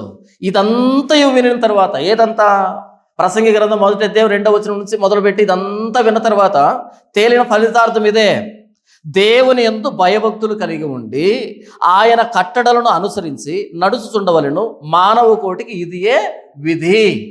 ఈ జీవితం అంతట్లో భయభక్తులు కలిగి బ్రతకాలి, దేవుని యందు భయభక్తులు కలిగి బ్రతకాలి. ఇది దేవుని నియమించినటువంటి విధి. దేవుడికి భయపడకుండా నువ్వు ఏం చేసినా నీకు దప్పికే. దేవుడు లేకుండా నువ్వు ఏం చేసినా దప్పిక, ఆ దప్పిక తీరదు. గూఢమైన ప్రతి అంశమును గురించి దేవుడు విమర్శ చేయనప్పుడు ఆయన ప్రతి క్రియను, అది మంచిదే కానీ చెడ్డదే కానీ, తీర్పులో తెస్తాడు. తీర్పును మనసులో పెట్టుకుని బ్రతుకు. ఎందుకు చెప్పాను ఇదంతా అంటే, దప్పిక. నువ్వు దేవుడు లేకుండా ఏం చేసినా దప్పిక అవుతుంది. అందుకే క్రీస్తు అంటున్నాడు, మహాదినమైన అంత్యదినమున నిలవబడి ఎవరికైనా దప్పికైతే నా దగ్గరికి రండి, నేను మీ దప్పికను తీరుస్తాను అని మాట్లాడుతున్నాడు. క్రీస్తు దగ్గరికి రాకుండా ఎన్ని ధార్మిక గ్రంథాలు చదివినా నీ దప్పిక తీరదు. క్రీస్తు దగ్గరికి రాకుండా లోకంలో ఎంత సంపాదించినా నీ దప్పిక తీరదు. క్రీస్తు దగ్గరికి రాకుండా నీవు లోకంలో ఎంత సుఖపడినా అది నీకు తృప్తిని ఇవ్వదు. ఇంకా దప్పిక, ఇంకా దప్పిక, ఇంకా దప్పికనే ఇస్తూ ఉంటుంది. క్రీస్తు దగ్గరికి వస్తేనే నీ జీవితానికి దప్పిక తీరుతుంది. అది మాట్లాడుతున్నాడు. యోహాను సువార్త 7వ అధ్యాయము 37వ వచనం. ఆ పండుగలో మహాదినమైన అంత్యదినమున యేసు నిలిచి, ఎవడైనాను దప్పికొనిన ఎడల నా యొద్దకు వచ్చి దప్పిక తీర్చుకోవాలి. నా యందు విశ్వాసం ఉంచువాడెవడో లేఖనం చెప్పినట్టు వాని కడుపులో నుండి జీవజల నదులు పారునని బిగ్గరగా చెప్పెను. నా యందు విశ్వాసం ఉంచితే వాని కడుపులోంచి ఏమొస్తాయి? జీవజల నదులు ప్రవహిస్తాయి. 39వ వచనం. తన యందు విశ్వాసం ఉంచువారు పొందబోవు ఆత్మను గూర్చి ఆయన ఈ మాట చెప్పెను. ఇంతకీ ఆ దప్పిక తీరడం అంటే ఏంటి? ఆత్మనిస్తాడు, పరిశుద్ధాత్మ దేవుణ్ణి. ఆయన ఎప్పుడు వస్తాడు? ప్రభు అయిన యేసుక్రీస్తును అంగీకరించినప్పుడు. ఇప్పుడు యెషయా గ్రంథం 44వ అధ్యాయము 3వ వచనం.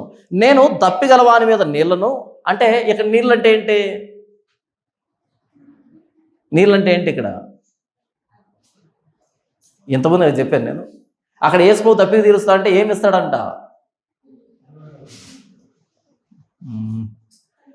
నా దగ్గరకు వస్తే నేను మీకు నీళ్ళు ఇస్తా అన్నాడు. ఇంతకు నీళ్ళు అంటే ఏంటి? తన యందు విశ్వాసం ఉంచు వారికి వారు పొందబోయేటువంటి ఆత్మను గురించి మాట్లాడాడు కదా. ఇక్కడ తప్పికొన్న వారి మీద నీళ్ళు అంటే ఏంటి? ఏమి ఇస్తాడు ఇప్పుడు? పరిశుద్ధాత్మ దేవుని ఇస్తాడు. చూడండి, నేను దప్పిగల వారి మీద నీళ్లను, ఎండిన భూమి మీద ప్రవాహ జలములను కుమ్మరించెదను. నీ సంతతి మీద ఏముంది అక్కడ? నీ సంతతి మీద నా ఆత్మను కుమ్మరించెదను. ఓ యోదయ జాతి, ఇశ్రాయేలు దేశమా, నువ్వు ధర్మశాస్త్రాన్ని పక్కన పెట్టి విగ్రహారాధన చేసి ఇరుగు పొరుగు రాజ్యాల సంప్రదాయాలన్నీ నేర్చుకొని దప్పికలో ఉండిపోయావు. ఈ 70 సంవత్సరాలు చెరలో ఉండిపోయావు. నాతో సంబంధం లేకుండా దప్పికలో ఉండిపోయావు కదా. నీ దప్పిక నేను తీరుస్తాను. దప్పికొని వాని మీద నీళ్లు కుమ్మరించినట్టుగా, ఎండిపోయిన భూమి మీద ప్రవాహాలు కుమ్మరించబడినట్టుగా నీ మీద నేనేం చేస్తాను? నా ఆత్మను కుమ్మరిస్తాను. అదే చెప్తున్నాడు. మొదటి వచనంలో ఏం చెప్తున్నాడంటే, నేను నిన్ను ఏర్పాటు చేసుకున్నా. నువ్వు చెరలో ఉన్నా నా ఏర్పాటులోనే ఉన్నావు. నువ్వు ఇతరులకు సేవ చేస్తున్నా సరే నువ్వు నా సేవకుడివే. రెండవ వచనం ఏం చెప్తున్నాడు అంటే, నేను నిన్ను సృష్టించాను, నిన్ను నిర్మించాను, నేను ఏర్పాటు చేసుకున్నాను, నీకు నేను సహాయం చేస్తున్నాను. నువ్వు గాలికి పుట్టినోడు కాదు. నేను పుట్టించాను అంటే ఒక పర్పస్ ఉంటుంది. నంబర్ 3, నేను నీ మీద ఆత్మను కుమ్మరించబోతున్నాను అని అంటున్నాడు. అలా కుమ్మరిస్తానంటే ఆత్మని, నీకు పుట్టిన వారిని నేను ఆశీర్వదించగలను. తర్వాత వచ్చే నెక్స్ట్ జనరేషను ఆశీర్వదించబడదు. ఎందుకని? నీ మీద పరిశుద్ధాత్మ నేను కుమ్మరించినప్పుడు వాళ్ళు కూడా అదే వెలుగులో నడుచుకుంటారు కాబట్టి నీ సంతానాన్ని నేను ఆశీర్వదిస్తాను. 4వ వచనం, నీటి కాలువల యొద్ద నాటబడిన నిరవంజి చెట్లు గడ్డిలో ఎదుగునట్లు వారు ఎదుగుదురు. ఇక మీద నువ్వు బయటకు వచ్చిన తర్వాత, చెరలోంచి బయటకు వచ్చిన తర్వాత ఎలా పెరుగుతావంటే, నీటి కాలువల దగ్గర పెరిగే నిరవంజి చెట్లు ఉంటాయే, నీళ్ళలో పెరిగే చెట్లు ఉంటాయి కదా, ఆ నీటి కాలువల దగ్గర పెరిగే నిరవంజి చెట్లు ఎలా పెరుగుతాయో అలా పెరుగుతావు, అలా అభివృద్ధి చెందుతావు. మన అభివృద్ధి వెనకాల ఉన్నదెవరు? మన అభివృద్ధి వెనకాల ఉన్నదెవరు? దేవుడా? మన కష్టం, మన తెలివి, దేవుడేనా? యెహోవా ఆశీర్వాదము ఐశ్వర్యాన్ని ఇస్తుంది. నరుల కష్టము చేత ఆ ఆశీర్వాదము ఎక్కువ కాదు. మనకు ఆశీర్వాదాన్ని ఇచ్చేది ఎవరు? ఐశ్వర్యాన్ని ఇచ్చేది ఎవరు? యెహోవా ఆశీర్వాదం మనకేమిస్తుంది? ఐశ్వర్యం ఇస్తుంది. మనం ఎక్కువ చేసుకుందామా? దాన్ని ఎక్కువ అవుతుందా? దాన్ని మనం ఎక్కువ చేసుకుందాం అంటే ఎక్కువ కాదు, తక్కువ చేసుకుందాం అంటే అవుతుందా? తక్కువ కాదు. ఆయన ఆశీర్వదిస్తున్నా అంటే మనకు ఐశ్వర్యం ఉంటుంది. అప్పుడప్పుడు ఒక డబ్బా ఎలాగేస్తారు ఇంట్లో మనం భోజనం చేసేటప్పుడు. భోజనం మిగిల్చామనుకో ఏమంటారు చెప్పండి? నీకు అన్నం విలువ తెలియట్లే. ఈ అన్నం లేక బయట ఎంతమంది అంటే ఇప్పుడు దీన్ని తీసుకుని వెళ్ళి వాళ్ళు పెడతారా? మళ్ళీ పెట్టరు. ఇది మిగిలితే మరుసటి రోజు దోసపిండిలో కలుపుతారేమో కానీ కుక్క కూడా బెటర్ మరలా వేసే డబ్బా డైలాగ్ అంటే, ఇది మిగిలితే ఎండబెట్టి అటుకులైనా చేస్తారు కానీ, ఇది మిగిలితే చిత్రాన్నమైనా చేస్తారు కానీ, అదే పులిహోర అయినా చేస్తారు కానీ, పొరపాటు కూడా అడుక్కు తినేవాడు కూడా బెటర్ మళ్ళా. ఇది మిగిలితే బాగా రుబ్బి దాన్ని ఒడియాలైనా చేస్తారు కానీ, మళ్ళీ డైలాగ్ ఏమంటారు తెలుసా? ఇది లేక బయట వాళ్ళు ఎంతమంది. నా ప్రశ్న ఏంటో తెలుసా? వాళ్ళకెందుకు లేదని. వాళ్ళకెందుకు లేదు? ఎందుకు లేదు చెప్పండి? నేను ఒకప్పుడు అక్కడి నుంచి వచ్చాను, తిండి లేని స్థితిలోంచి వచ్చాను. నాకు తెలుసు అక్కడ ఎందుకు ఉండదని. ఒళ్ళు బద్ధకం, సోమర్తనం, తెలివి ఉపయోగించకపోవడం, జీవితాన్ని లైట్గా తీసుకోవడం, బాధ్యతారాహిత్యం, చెడు వ్యసనాలు, పనికిరాని అలవాట్లు, అందుకు లేదు వాళ్ళకి. నేను అక్కడి నుంచే వచ్చాను కాబట్టి చెప్తాను ఇదంతా. నాకు భోజనం లేదు. నేను సరిగ్గా భోజనం చేస్తున్నా అంటే ఈ మధ్యనే, అంతకుముందు 3 పూట్ల భోజనం లేదు. కానీ గవర్నమెంట్ లిస్టులో ఎలా ఉండదంటే పేదరికం నిజమే, పేదరికమే. ఎందుకు పక్కనోడికి పేదరికం లేదు? ఎందుకు నాకేముంది పేదరికం? ఎందుకంటే ఎలా మేనేజ్ చేయాలో తెలియక డబ్బుని, సోమరిపోతనం, బాధ్యతారాహిత్యం, జీవితాన్ని లైట్గా తీసుకోవడం. ఈరోజు తిన్నాం కదా చాలు రేపెందుకు అని లైట్గా తీసుకోవడం, అన్నిటికి మించి సిగ్గు లేకపోవడం, గౌరవం లేకపోవడం, సెల్ఫ్ రెస్పెక్ట్ లేకపోవడం. వాడు అలా తెల్ల బట్టలు వేసుకుని తిరుగుతున్నాడు, నేను ఎందుకు ఇలా చిరిగిపోయిన బట్టలు వేసుకున్నాను, సెల్ఫ్ రెస్పెక్ట్ లేకపోవడం, సిగ్గు లేకపోవడం, ఇవన్నీ కారణాలు నా దరిద్రానికి గతంలో. నేను చిన్నపిల్లాన్ని, మా నాన్న ఉంటాడు కదా, లైట్ తీసుకునేవాడు జీవితాన్ని. ఈరోజు తిన్నాం కదా ఓకే అలా ఉండేది. కొంచెం సెల్ఫ్ రెస్పెక్ట్ ఉంటే, కొంచెం గౌరవం ఉంటే, అదేంటి వాడు ఇంట్లో ఉన్నాడు నేనెందుకు ఉండను, నాకెందుకు ఇల్లు లేదు, నేనెందుకు ఇంట్లో భోజనం చేయట్లే, నేనెందుకు మంచి బట్టలు కట్టుకోవట్లే అని కొంచెం తెలివి మా నాన్న ఉపయోగించుంటే, మా నాన్నకున్న తెలివి మా ఊర్లో ఇంకెవరికి ఉండదు, అంత తెలివైనడు. ఆ తెలివిని కొంచెం ఉపయోగించుంటే అందరికంటే టాప్లో ఉండేవాళ్ళం మేము. దాన్ని ఉపయోగించాలి ఆయన. చెడు వ్యసనాలకి అలవాటు పడ్డాడు, దరిద్రాన్ని అనుభవించాం. ఇదంతా ఏం చెప్పాను నేను? ఇది లేక బయట ఎంతమంది బాధపడుతున్నారు అంటే వాళ్ళు ఎందుకు బాధపడుతున్నారో నాకు తెలుసు అని చెప్తున్నా.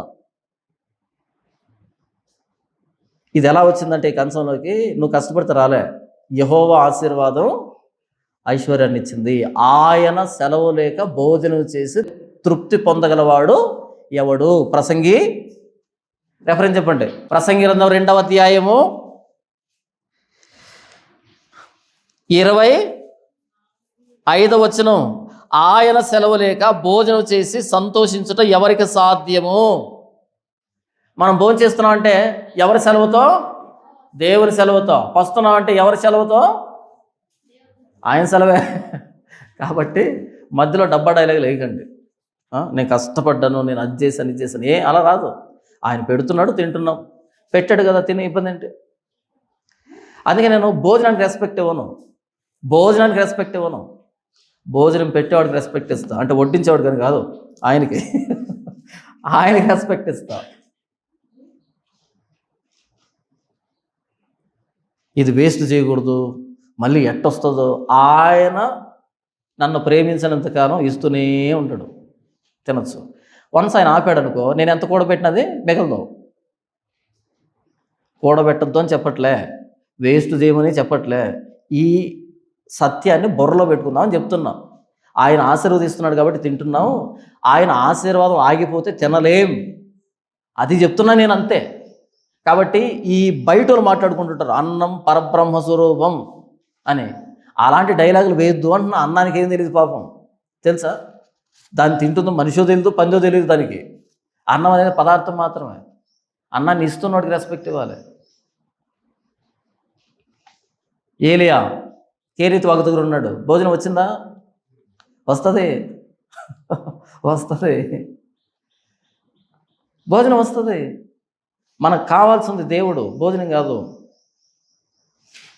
రొట్టె నీళ్ళు ఇచ్చాడు, తిని తాగమని చెప్పాడు. ఎన్ని రోజులు ప్రయాణం చేశాడంట బలం చేత? 40 రోజులు ప్రయాణం చేశాడంట. ఏంటి, ఒక రొట్టె నీళ్ళు తాగితే 40 రోజులు ప్రయాణం చేసింది, ఎనర్జీ వస్తుందా? వస్తుంది, వస్తుంది. కాబట్టి మనం డెవలప్ అవుతున్నామంటే, వర్ధిల్లుతున్నామంటే, ఎవరి వల్ల వర్ధిల్లుతున్నాం? యెహోవా ఆశీర్వాదం వల్ల. తింటున్నామంటే యెహోవా ఆశీర్వాదం వల్ల. వస్తున్నామంటే అది కూడా ఆయన ఆశీర్వాదమే.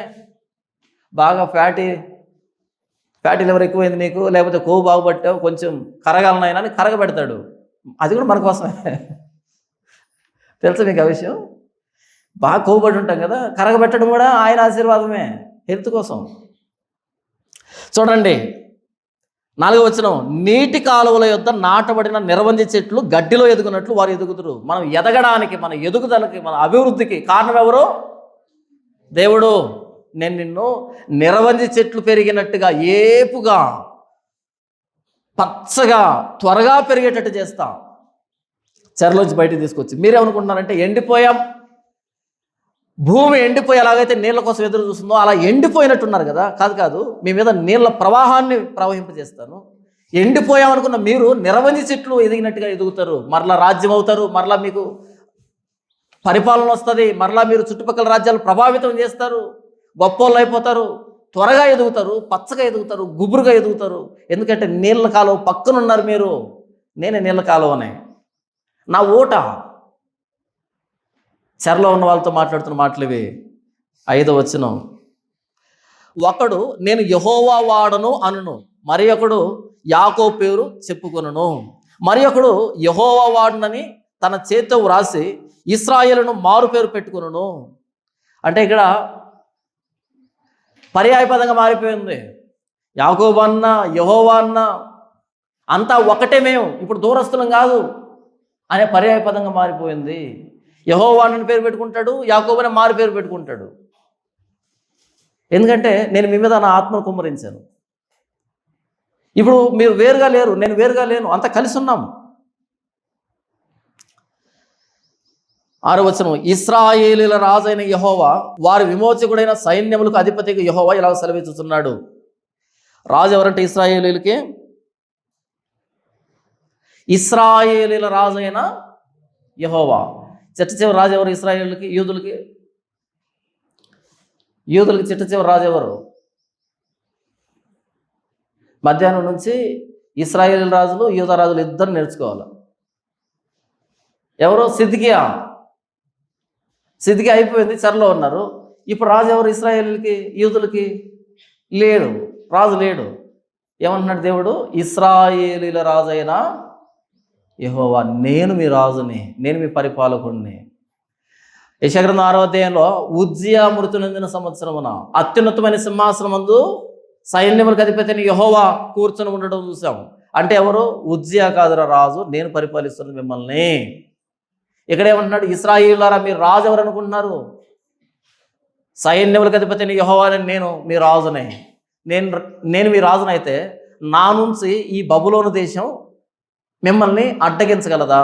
నేను తీసుకుని వెళ్తా మిమ్మల్ని బయటికి, నేను రాజుగా నడిపిస్తాను బయటికి. ఏ రాజు నన్ను అడ్డుకుంటాడు చెప్పండి? అది మాట్లాడుతున్నాడు. ఇశ్రాయేలీల రాజైన యెహోవా వారి విమోచకుడైన సైన్యములకు అధిపతియగు యెహోవా ఇలా సెలవిస్తున్నాడు. నేను మిమ్మల్ని విమోచించబోతున్నా, నేను రాజును మాత్రమే కాదు, నేను మీ విమోచకుడిని బయటికి తీసుకుని రాబోతున్నా, ఇలా సెలవిస్తున్నాడు. ఏమని? నేను మొదటి వాడను, కడపటి వాడను, నేను తప్ప ఏ దేవుడు లేడు. మీకేం అర్థం కావాలంటే, మీరు చెరలోకి వచ్చింది అందరి దేవుళ్ళను పెట్టుకున్నారు కాబట్టి చెరలోకి వచ్చారు.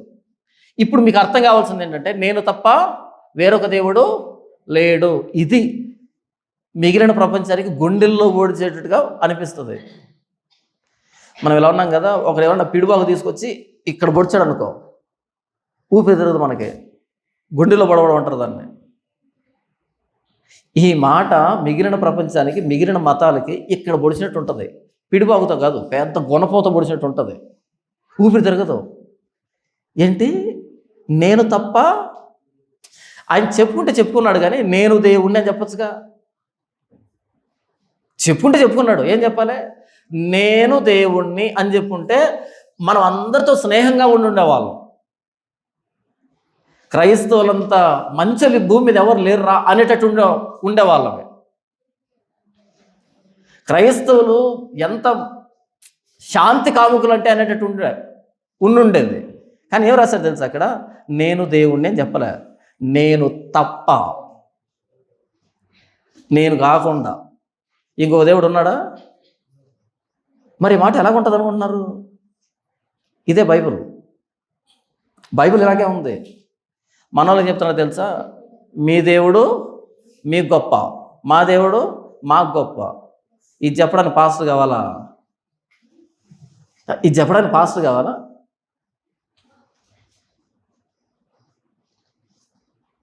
రెండులో ఎంత అని ప్రశ్న వచ్చింది.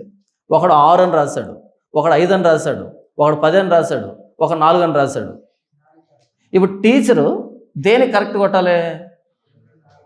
4 కొట్టాలి, మిగతా నేను తప్పులు కొట్టాలన్నా? అలా కాకుండా ఓకే వీడి దృష్టిలో 6 రైటు, వాడి దృష్టిలో 10 రైటు, వీడి దృష్టిలో 7 రైట్ అంటే ఏం చేయాలి? టీచర్కి ఏం అవార్డు ఇవ్వాలి? ఏం అవార్డు ఇవ్వాలి అంటున్నా?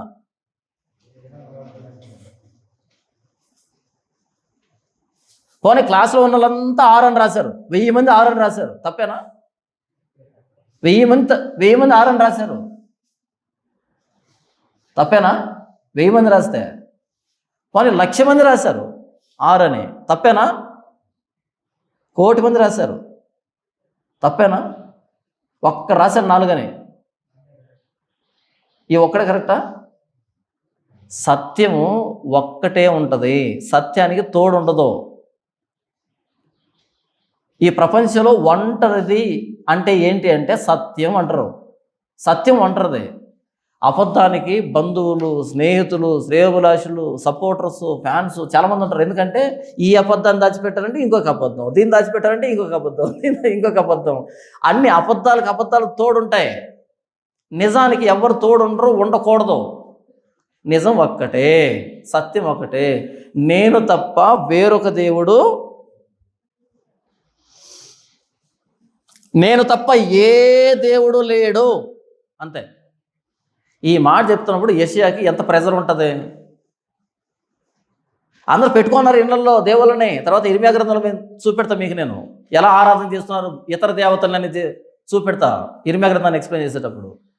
వాళ్ళు పిండి వంటలు చేసి ఆకాశానికి ధూపం వేస్తూ, పండగలు చేస్తూ, ఇంటిల్లిపాది ఉత్సవం చేస్తూ ఉంటే వాళ్ళ మధ్య నిలవబడి ఆయన తప్ప ఇంకొక దేవుడు లేడంటే మరి వాళ్ళ మనోభావాలు ఏమైపోతాయి? ఎంత బాధపడిపోతారు వాళ్ళు? ఆయన తప్ప వేరొక దేవుడు లేడు, సత్యం ఒక్కటే ఉంటుంది. ఒక్కటే సత్యం ఈ ప్రపంచంలో. ఏంటా సత్యం? ఏసే మార్గం, ఏసే జీవం, ఏసే సత్యం. యేసు ద్వారా తప్ప ఎవ్వడు తండ్రి వద్దకు రాడు, యేసుక్రీస్తు మాత్రమే. యేసుక్రీస్తు మాత్రమే సత్యం ఈ ప్రపంచంలో. ఎంతమంది నొచ్చుకున్నా, ఎంతమంది పోయినా, బ్రతికినా సత్యం సత్యమే. ఈ వచనం ఏం చెప్తుందంటే, ఓ యూదులారా, మీరు చెరలోకి ఎందుకు పోయారంటే ఈ స్పష్టత లేక, యెహోవానైనా నేను మాత్రమే దేవుని అనే స్పష్టత లేక ఇప్పుడు చెరసాలో కూర్చోన్నారు. ఇప్పుడు బయటకు వస్తారు కదా, మీకేం తెలియాలి తెలుసా? నేను ఒక్కడినే తెలియాలి, నేను తప్ప ఇంకో దేవుడు లేడని తెలియాలి. అది తెలిస్తేనే ఆత్మ కుమ్మరించబడతారు, అది తెలిస్తేనే మరలా మీరు విస్తరిస్తారు, అది తెలిస్తేనే మరలా నా సేవ మీరు చేయగలుగుతారు. నా సేవకుడు అంటే నేనెవరో తెలిసి ఉండాలి కదా మీకు. నేనెవరో తెలియకుండా నా సేవ ఎలా చేస్తావు? నువ్వు వస్తావు, విగ్రహారం చేస్తావు, అక్కడికి వెళ్తావు, ఆ దేవుళ్ళు తెచ్చుకుంటావు, ఈ దేవుళ్ళు తెచ్చుకుంటావు, వాళ్ళ పండుగ చేస్తావు, వీళ్ళ పండుగ చేస్తావు, వాళ్ళ బలిపీఠం, వీళ్ళ బలిపీఠం. నా సేవకుడు అంటే క్లారిటీగా ఉండాలా, ఎవరిని సేవిస్తున్నాను అని. క్లారిటీ మిస్ అయిపోయింది. ఏ దాసుడు ఇద్దరు యజమానుల్ని సేవిస్తాడా? సేవించలేడు. ఒక యజమాని ఎవరు? ఒక యజమాని పేరు ఏం పేరు? దేవుడు. ఇంకో యజమాని పేరు ఏం పేరు? సిరి అంటే ధనం, డబ్బు. ఇప్పుడు చెప్పండి, పాస్టర్లు ఎవరిని సేవిస్తున్నారు? డబ్బును ప్రేమిస్తున్నారు, డబ్బును సేవిస్తున్నారు. ఇద్దరు సేవించలేము. క్రీస్తుని సేవించేవాడు డబ్బును గురించి మాట్లాడలేడు. రాదు డబ్బు గురించి. ఇప్పుడు యేసు వారు చెప్తున్నాను నేను, మధ్యలో డబ్బు ఎందుకు వస్తా? రాదు. ఎందుకంటే ఆయన డబ్బు తీసుకుని కనుక రక్షణ ఇచ్చుంటే నేను కూడా మాట్లాడుతాను దాని గురించి. ఆయన ఉచితంగా ఇచ్చాడు, ఆయన శిలువ మీద ప్రాణం పెడితే రక్షణ వచ్చింది. ఈ రక్షణ గురించి మాట్లాడేదాంట్లో డబ్బు ఎందుకు వస్తుంది? రాదు. మరి వేదిక ఎక్కినప్పటి నుంచి డబ్బు గురించి మాట్లాడుతున్నారేంటి? మీరు సేవిస్తున్నది క్రీస్తుని కాదు, మీరు సేవిస్తున్నది డబ్బునే, క్రీస్తు పేరు చెప్పి. మీరు దైవజనులు గారు, ధన పిశాచాలు. నా చిన్నతనంలో మా నాన్న చెప్తుండే, వీడికి ధన పిశాచి పట్టిందిరా అని. అలాంటి పిశాచులు ఉన్నాయో నాకు తెలియదు. ధన పిశాచి అంట, ధన పిశాచాలు. డబ్బు డబ్బు డబ్బు డబ్బు అని. సువార్తలో డబ్బు రాదు. Free free free free free అంతే. సువార్త చెప్పడమే ధనం, సువార్త చెప్పడమే భాగ్యం. నేను నా నోట ప్రభువైన యేసుక్రీస్తు సువార్తను ప్రకటిస్తున్నప్పుడు ఆ నోటికి ఆహారాన్ని అందిస్తాడు అంతే. మాట్లాడాల్సిన అక్కర్లేదు. నేను తప్ప ఏ దేవుడు లేడు. అక్కడ అన్నాడు పైన, నేను మొదటి వాడును కడపటి వాడును. ఏమో ఆ ముందు కాలంలో ఎవరైనా దేవుడు ఉన్నాడా? లేడు, నేనే. ఏమో మేము పోయిన తర్వాత ఎవరైనా దేవుడు? కాదు, నేనే. మొదటి వాడిని నేనే, కడపటి వాడిని నేనే దేవుడిని, ఇంకో దేవుడు లేడు. మొత్తం యూనివర్స్లో నేనే దేవుని, ఇంకెవరు లేరు. సైన్యములకు అధిపతిని యెహోవా అని ఆయనకు పేరు, ప్రభువైన యేసుక్రీస్తు వారని ఆయనకు పేరు. ఆయన తప్ప భూమి పుట్టినప్పటి నుంచి అంతమయ్యేంత వరకు ఆయన తప్ప ఇంకో దేవుడు లేడు. ఈ స్పష్టత లేకపోతే సేవ చేయొద్దు. కాదండి, చాలా గ్రంథాలు ఉన్నాయి కదా. ఉన్నాయి, ఆ గ్రంథాలు దేనికంటే నీకు అధికమైన దుఃఖాన్ని పుట్టించడానికి, అధికమైన శోకాన్ని పుట్టించడానికి, అధికమైన ఆయాసాన్ని ఇవ్వడానికి.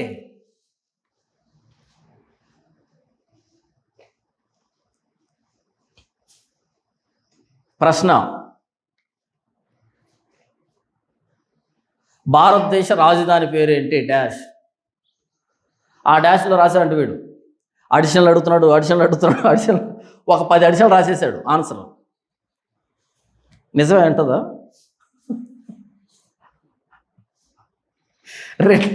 రెండే 2 అక్షరాలు, 3 అక్షరాలు, న్యూఢిల్లీ అని రాయాలి అక్కడ, అంతే. 3 అక్షరాలు రాసేదానికి వీడు 10 అడిషనల్స్ కట్టాడు అక్కడ. కరెక్ట్ రాసింటాడా?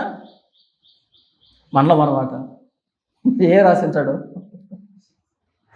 శాట భారతం అంటారు దాన్ని. నీతిమంతులు లేడు, ఒక్కడు లేడు. మనం చేసే దాంట్లో నీతి ఉండదు, నీతి రాదు. ఉచితంగా నీతిమంతులుగా తీర్చబడాలి. ఈ మొక్కను చెప్పడానికి ఇన్ని గ్రంథాలు దేనికి నాకు తెలియగలుగుతాను? దేనికి? పోనీ ఇన్ని రాశారు కదా, అందులో ఏమైనా రాశారా? ఏం రాయలే. అవన్నీ చదివి ఏమంటున్నారు ఈరోజు? యేసుప్రభు అంట మత ప్రచారం అంట. నీకు నిజంగా అర్థమై చేస్తే యేసుప్రభు పాదాలు పట్టుకోవాలి వచ్చి. ఇన్ని చదివిన ఉపయోగం లేదు. యేసుప్రభు వచ్చి పాపులను రక్షించుటకు క్రీస్తు యేసు లోకమునకు వచ్చెను అను మాట నమ్మదగినది, పూర్ణాంగీకారానికి యోగ్యమై ఉన్నది. అట్టి వారిలో నేను ప్రధానుణ్ణి. జీవితం నిజంగా అర్థమైతే నేను పాపిని, అంతే. నేను పాపిని. నా పాపాలు నేను తీసివేసుకోగలనా? తీసివేసుకోలేను. మరి ఎవరు తీసివేయాలి? ఆయనే తీసివేయాలి. అదే కదా సువార్త అంటే. ఇక మత ప్రచారం అంటే ఏంటి? అంటే నువ్వు అక్కడ చదివినంతా వృధా. క్రీస్తుని గుర్తుపట్టలేని నీ ఆధ్యాత్మికత దేనికి? ఒక హాస్పిటల్లో 100 మెషిన్స్ ఉన్నాయి. కిడ్నీని పరీక్షించేది, లివర్ని పరీక్షించేది, రకరకాల మెషిన్లు ఉన్నాయి.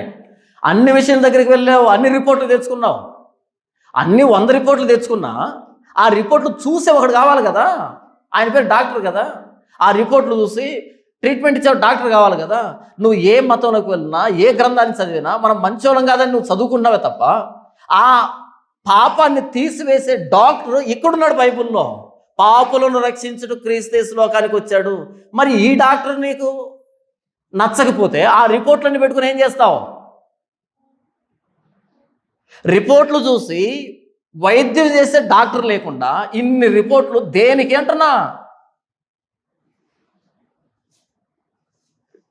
ఈయన డాక్టర్ ప్రభువైన యేసుక్రీస్తు. ఈయన నచ్చట్లే. ఈయన నచ్చకుండా రిపోర్ట్ ఎందుకు? నేను తప్ప ఇంకో దేవుడు లేడు.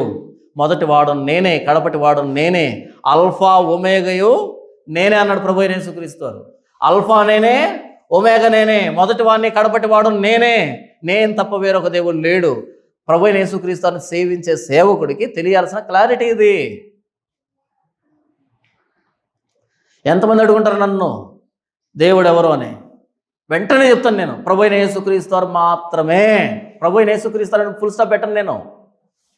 ప్రభువైన యేసుక్రీస్తు మాత్రమే, అంతే. ఇంకొక వ్యక్తిని తగిలించడానికి స్కోప్ లేదు అక్కడ.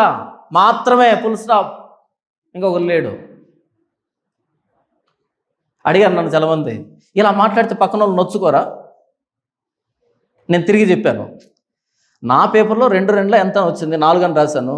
పక్కనోడు 6 రాశాడు, వాడు ఫీల్ అవుతాడు, నేను మార్చమంటావా? నా పేపర్లో 2 ఎంత వచ్చింది, నేను 4 అని రాశాను.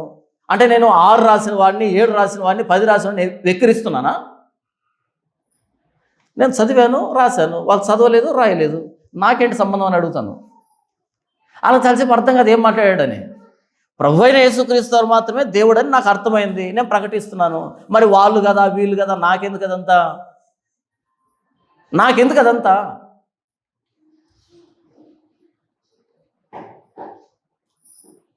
పక్కన వాళ్ళు ఎవరు చెప్పడానికి నేను లేను ఇక్కడ. నా ప్రభువైన యేసుక్రీస్తు ఎవరు అని చెప్పడానికి ఉన్నాను. నా ప్రభువైన యేసుక్రీస్తు మాత్రమే దేవుడు. లేఖనాలు చెప్పాయి. మొదటి వాడు నేనే, కడపటి వాడు నేనే, నేనే అల్ఫా, నేనే ఒమేగా, నేను తప్ప వేరొక దేవుడు లేడు అని చెప్పాడు ఆయన. అక్కడ ఏమంటున్నాడు? నేను తప్ప నీకు ఇంకొక దేవుడు లేడనిగా చెప్తున్నది. నేను తప్ప ఏ దేవుడు లేడు, ఫిక్స్ ఇది. సత్యం ఒంటరిగా ఉంటుంది, సత్యం ఒంటరిగా ఉంటుంది, అసత్యం గుంపుగా ఉంటాయి. అసత్యం గుంపుగా ఉంటాయి, సత్యం ఒకటే ఉంటుంది. కాబట్టి సత్యాన్ని ప్రకటించాలి అని కనుక డిసైడ్ అయ్యావంటే వార్, యుద్ధం అంతే. ఎవడైతే సత్యాన్ని ప్రకటించాలని నిర్ణయించుకుంటాడో వాడు ఎక్కడున్నాడు? బ్యాటిల్ ఫీల్డ్ అంటారు దాన్ని, యుద్ధ రంగంలో నిలబడ్డాడని అర్థం.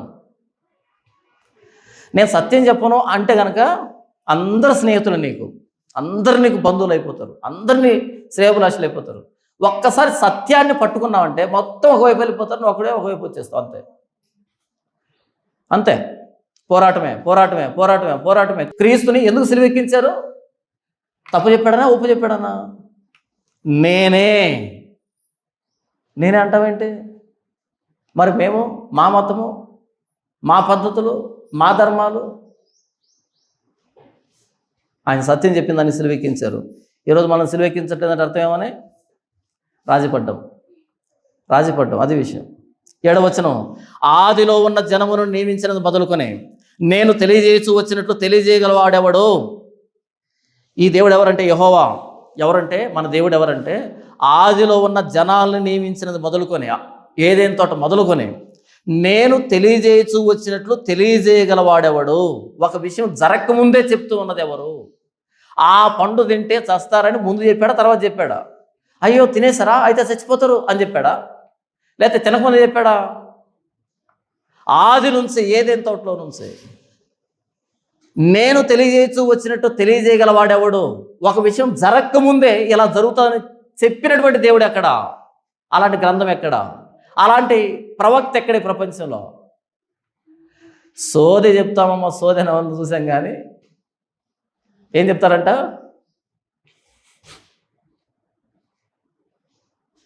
మా ఊర్లో ఒక ఆవిడ సోది చెప్పడానికి వచ్చింది. ఇలా చేయి తీసుకొని అలా చూసి 4-5 పాటలు పాడి ఏం చెప్పిందంటే, ఇక వచ్చే సంవత్సరం నీకు ఒక రాకుమారులు అంటే మంచి భర్త రాబోతున్నాడు అని చెప్పింది. ఆమె పెళ్ళి 2 సంవత్సరాలు. అయితే మెట్టులు పెట్టుకోకుండా ఈవిడేమనుకుంది, మెట్టులు లేవు కాబట్టి పెళ్లి కాలేదు అనుకుంది. ఆ సోది చెప్పామా? మీ పాయింట్ అర్థమవుతుందా? పెళ్లి కాలేదు కాబట్టి పెళ్ళి అవుతుంది అని చెప్తే సంతోషపడి డబ్బిస్తా నీవనుకుంది. విషయం ఏంటంటే అప్పటికే 2 ఏళ్ళు అయింది పెళ్ళి. ఆ రోజు మెట్లు పెట్టుకోకుండా వెళ్ళింది ఏదో పని మీద. ఇలా చేయబట్టుకొని ఒక రాకుమారుడు వస్తా అంటే ఎప్పుడు 2 సంవత్సరాలకి. మరి ఉన్న రాకుమారుని ఏం చేయాలి?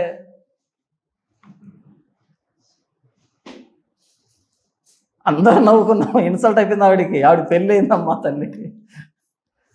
సోది చెప్పేవాళ్ళు ఉన్నారు కానీ భవిష్యత్తుని చెప్పలేరు. భవిష్యత్తు తెలియదు ఎవరికి. ఆదిలో జనాలను నియమించినది మొదలుకొని ఇప్పటి వరకు దేవుడు తెలియజేస్తూ వచ్చినట్టు సమాచారాన్ని ముందుగా తెలియజేసిన వాడు ఎవడూ లేడు. నోహ జలప్రలయం అప్పుడు నోహ ఓడ కడుతున్నాడు. 120 సంవత్సరాలు ఓడ కట్టించాడు. ఎందుకు తెలుసా? జలప్రలయం రాబోతుంది ప్రకటిస్తూనే ఉన్నాడు 120 సంవత్సరాలు. రాదులే అనుకున్నారు. జలప్రలయం వచ్చి అందరినీ కొట్టుకొని పో వరకు ఎరుగకు ఉండ్రి. వాళ్ళకి అర్థం కాలే. దేవుడు ముందుగా ప్రకటిస్తాడు. నెబుకద్నెజరు చెప్పాడు, 4 మహాసామ్రాజ్యాలు అంతంలో ఒక చేతితో తీయబడినటువంటి ఒక రాయి, చేతి సహాయం లేకుండా తీయబడిన రాయి అంతంతై భూతలం అంత విస్తారమైంది. ముందు చెప్పిన రాజ్యాన్ని పగలు కొట్టింది, పొడి చేసి పడేసింది. తూర్పు గాలి వచ్చి కొట్టుకుపోయింది, దుమ్ము కొట్టుకుపోయినట్టుగా. క్రీస్తు రాజ్యం స్థిరం, శాశ్వతం. ఎవడు దీన్ని ఆపేది? ఎవడు దీన్ని ఆపగలడు? ఆదిలో జనాలు నియమించినది మొదలుకొని ఆ పండు తింటే చస్తారని చెప్పి దగ్గర నుంచి మొదలుకొని ఈ రోజు వరకు నేను తెలియజేయచ్చు వచ్చినట్టు తెలియజేసిన దేవుడు ఎవరు? రహస్యంగా కాదు, మర్మంగా కాదు, అంతర్లీనంగా కాదు, బహిరంగంగా పేరు పెట్టి మరి చెప్పింది ఎవరు? నేనే. ఇది దైవత్వం అంటే, ఇది అధికారం అంటే చరిత్ర మీద, ఇది సార్వభౌమ అధికారం అంటే చరిత్ర మీద. ఇలాంటి దేవుడు ఎవడైనా ఉన్నాడా? ఇలాంటి దేవుడు ఎవరైనా ఉన్నారా? లేరు. అట్టివాడు ఎక్కడైనా ఉండినడల నాకు తెలియజెప్పవలెను, ఆ సంగతి మాకు ప్రచురింపవలెను అడుగుతున్నాడు దేవుడు. ఇజ్రాయెల్ దేశంలో నుంచి ప్రవక్త నిషేధాలు మాట్లాడుతున్నాడు. నేను తెలియజేసి వచ్చినట్టు తెలియజేసిన వాడు ఎవడైనా ఉన్నాడా? అట్టివాడు ఎక్కడైనా ఉంటే నాకు చెప్పాలి. మీకెవరు గుర్తుకు రావట్లేదా? ఉన్నారు ఉన్నారు ఉన్నారు. ఎవరు? నాస్ట్రోడామస్. ఆయన ఎవరు ఇంతకీ? కాలజ్ఞాని. ఆయన చెప్పాడంట, ఏం జరిగినా సరే నాస్ట్రోడామస్ చెప్పాడు. ఏం జరిగినా సరే మన ఇక్కడ మఠంలో ఒక ఆయన ఉన్నాడు, తెలుసా? ఇక్కడ మఠంలో ఉంటాడు ఒక ఆయన. ఉంటాడు, ఇప్పుడు ఉన్నాడని కాదు, చెప్పుకుంటుంటారు. మనం చెప్పామనుకో, నేను చెప్తాను. మా దగ్గర ఒక ఆయన చెప్పాడు కాలజ్ఞాని అంటే పాటుకుని ముటికే పడుతుంది మూసుకోని. గట్టిగా మూసుకుంటున్నారు. ఎందుకని? ఏం రాశాడో తెలీదు, ఎక్కడ రాశాడో తెలీదు, ఎక్కడున్నాయో తెలీదు, ఎవరికి తెలీదు. ఏదో నోటి మాటకి పుక్కిటి పురాణం పుట్టించుకున్నారు అంతే. దానికి ఒక గ్రంథం ఉండాలి, దానికి ఒక పేజ్ ఉండాలి, ఇదో ఇలా రాశాడని ఉండాలి. అది ఎప్పుడు నెరవేరుతుందో తెలియాలి. అప్పుడు రాసామంటే అర్థం ఉంది. ఏమి తెలీదు, అది ఎక్కడుందో తెలీదు, ఏమి రాశాడో తెలీదు. ఆయన రాశాడు, ఆయన చెప్పేశాడు. ఇది ఎప్పుడో చెప్పేశాడంట ఆయన. ఎప్పుడు చెప్పాడు? ఎక్కడ చెప్పాడు? ఆదిలో జనాలను నియమించినది మొదలుకొని అప్పటి నుంచి చెప్పుండాలి. ఈయన ఎప్పటి నుంచి చెప్పాడు?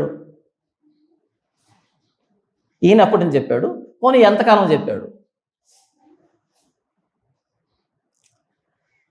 పుక్కిటి పురాణాలు కాదు బైబిల్లో ఉన్నది.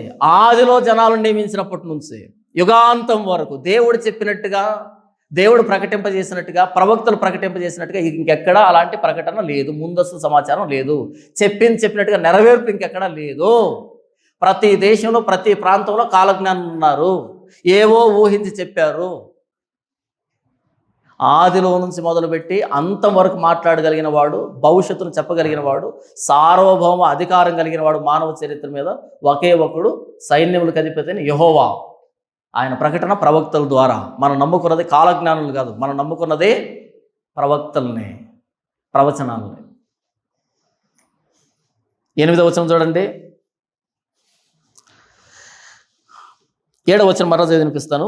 ఆదిలో ఉన్న జనమును నియమించినది మొదలుకొని నేను తెలియజేయచ్చు వచ్చినట్లు తెలియజేయగల వాడెవడో అట్టివాడు ఎక్కడైనా ఉండినట్లా నాకు తెలియజెప్పవలెను. అంటే దాని అర్థం ఏంటి? ఎవడు లేడు అని అర్థం. ఆ సంగతి నాకు ప్రచురించాలి. తర్వాత అట్టివారు భవిష్యత్ విషయమును రాబో సంగతులను తెలియజెప్పువారే ఉండాలి. అట్టివారు భవిష్యత్ సంగతుల్ని, రాగల వాటిని తెలియజెప్పే వాళ్ళే ఉండాలి. ఉన్నారా? ఒక ఆయన అన్నాడు ఇక్కడ, ఆయన చెప్పాడు, స్వామి మీరు ఎప్పుడు చనిపోతారు స్వామి అని అడిగారు. ఇది లేకరు ఒక ఆయన జర్నలిస్టు. ఏం చెప్పాడు? ఆయన 82వ సంవత్సరం గురు పౌర్ణమి రోజు ఏదో చెప్పాడు, రాత్రిపూట ఏదో చెప్పాడు. అప్పుడు మహాసమాధి, సజీవ సమాధి, ఏదో జీవ సమాధి అవుతా అని చెప్పాడు. పాపం 62కే చంపి మూసి పెట్టేశారు.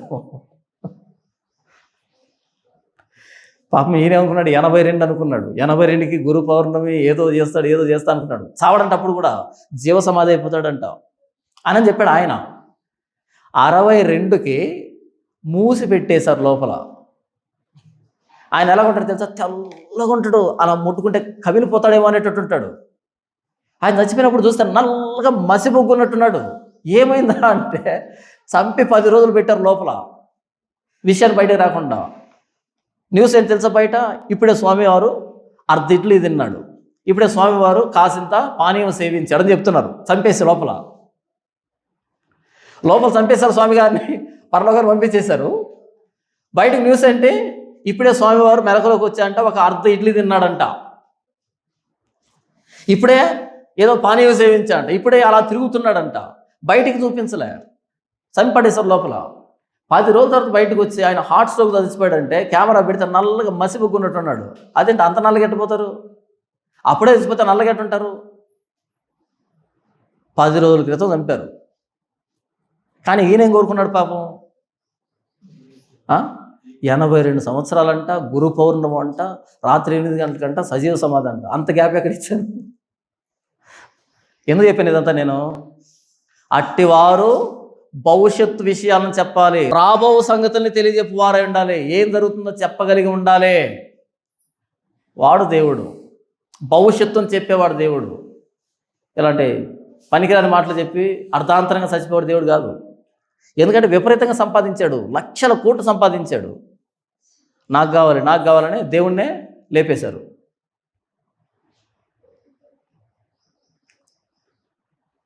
అదే విషయం. కాబట్టి దేవుడు అంటే భవిష్యత్తు చెప్పాలి. అలాంటి వాడు ఈ ప్రపంచంలో ఇంకెక్కడ లేదు, అలాంటి గ్రంథం ఈ ప్రపంచంలో ఎక్కడ లేదు, అలాంటి ప్రవచనాలు అలాంటి మాటలు ఎక్కడ లేవు. ఉన్నది ఒకే ఒక చోట, దాని పేరు బైబిల్. ఆయన పేరు ప్రభువైన యేసుక్రీస్తు వారు. ఎంత గర్వంగా ఉండాలి కదా మనకి, ఎంత గర్వంగా ఉండాలి కదా మనకి. 8వ వచనం, మీరు వెరవకుడి భయపడకుడి. మీరు వెరవకండి, భయపడకండి. ఎందుకు భయపడద్దు, ఎందుకు వెరవకూడదు? సృష్టికర్త అయిన దేవుణ్ణి, నిన్ను నిర్మించిన దేవుణ్ణి, నిన్ను సహాయం చేస్తున్నటువంటి దేవుణ్ణి, ఆది అయిన దేవుణ్ణి, అంతమైన దేవుణ్ణి, ఒకే ఒక దేవుణ్ణి, నీ దేవుణ్ణి కాబట్టి నువ్వు భయపడకూడదు, నువ్వు వెరవకూడదు. మన ధైర్యం, మన సెక్యూరిటీ ఎవరింతకే? నా సెక్యూరిటీ ఎవరు? దేవుడు. చాలామంది అంటుంటాను, అన్నా ఒక్కరే వెళ్తున్నారు జాగ్రత్త అన్నా అని. సరే, నాతో పాటు ముందు 4 కాన్వాయిలు, వెనక 4 కాన్వాయిలు వచ్చాయనుకో, ఆపుతారా ప్రమాదాన్ని? మన్నం అనమాట.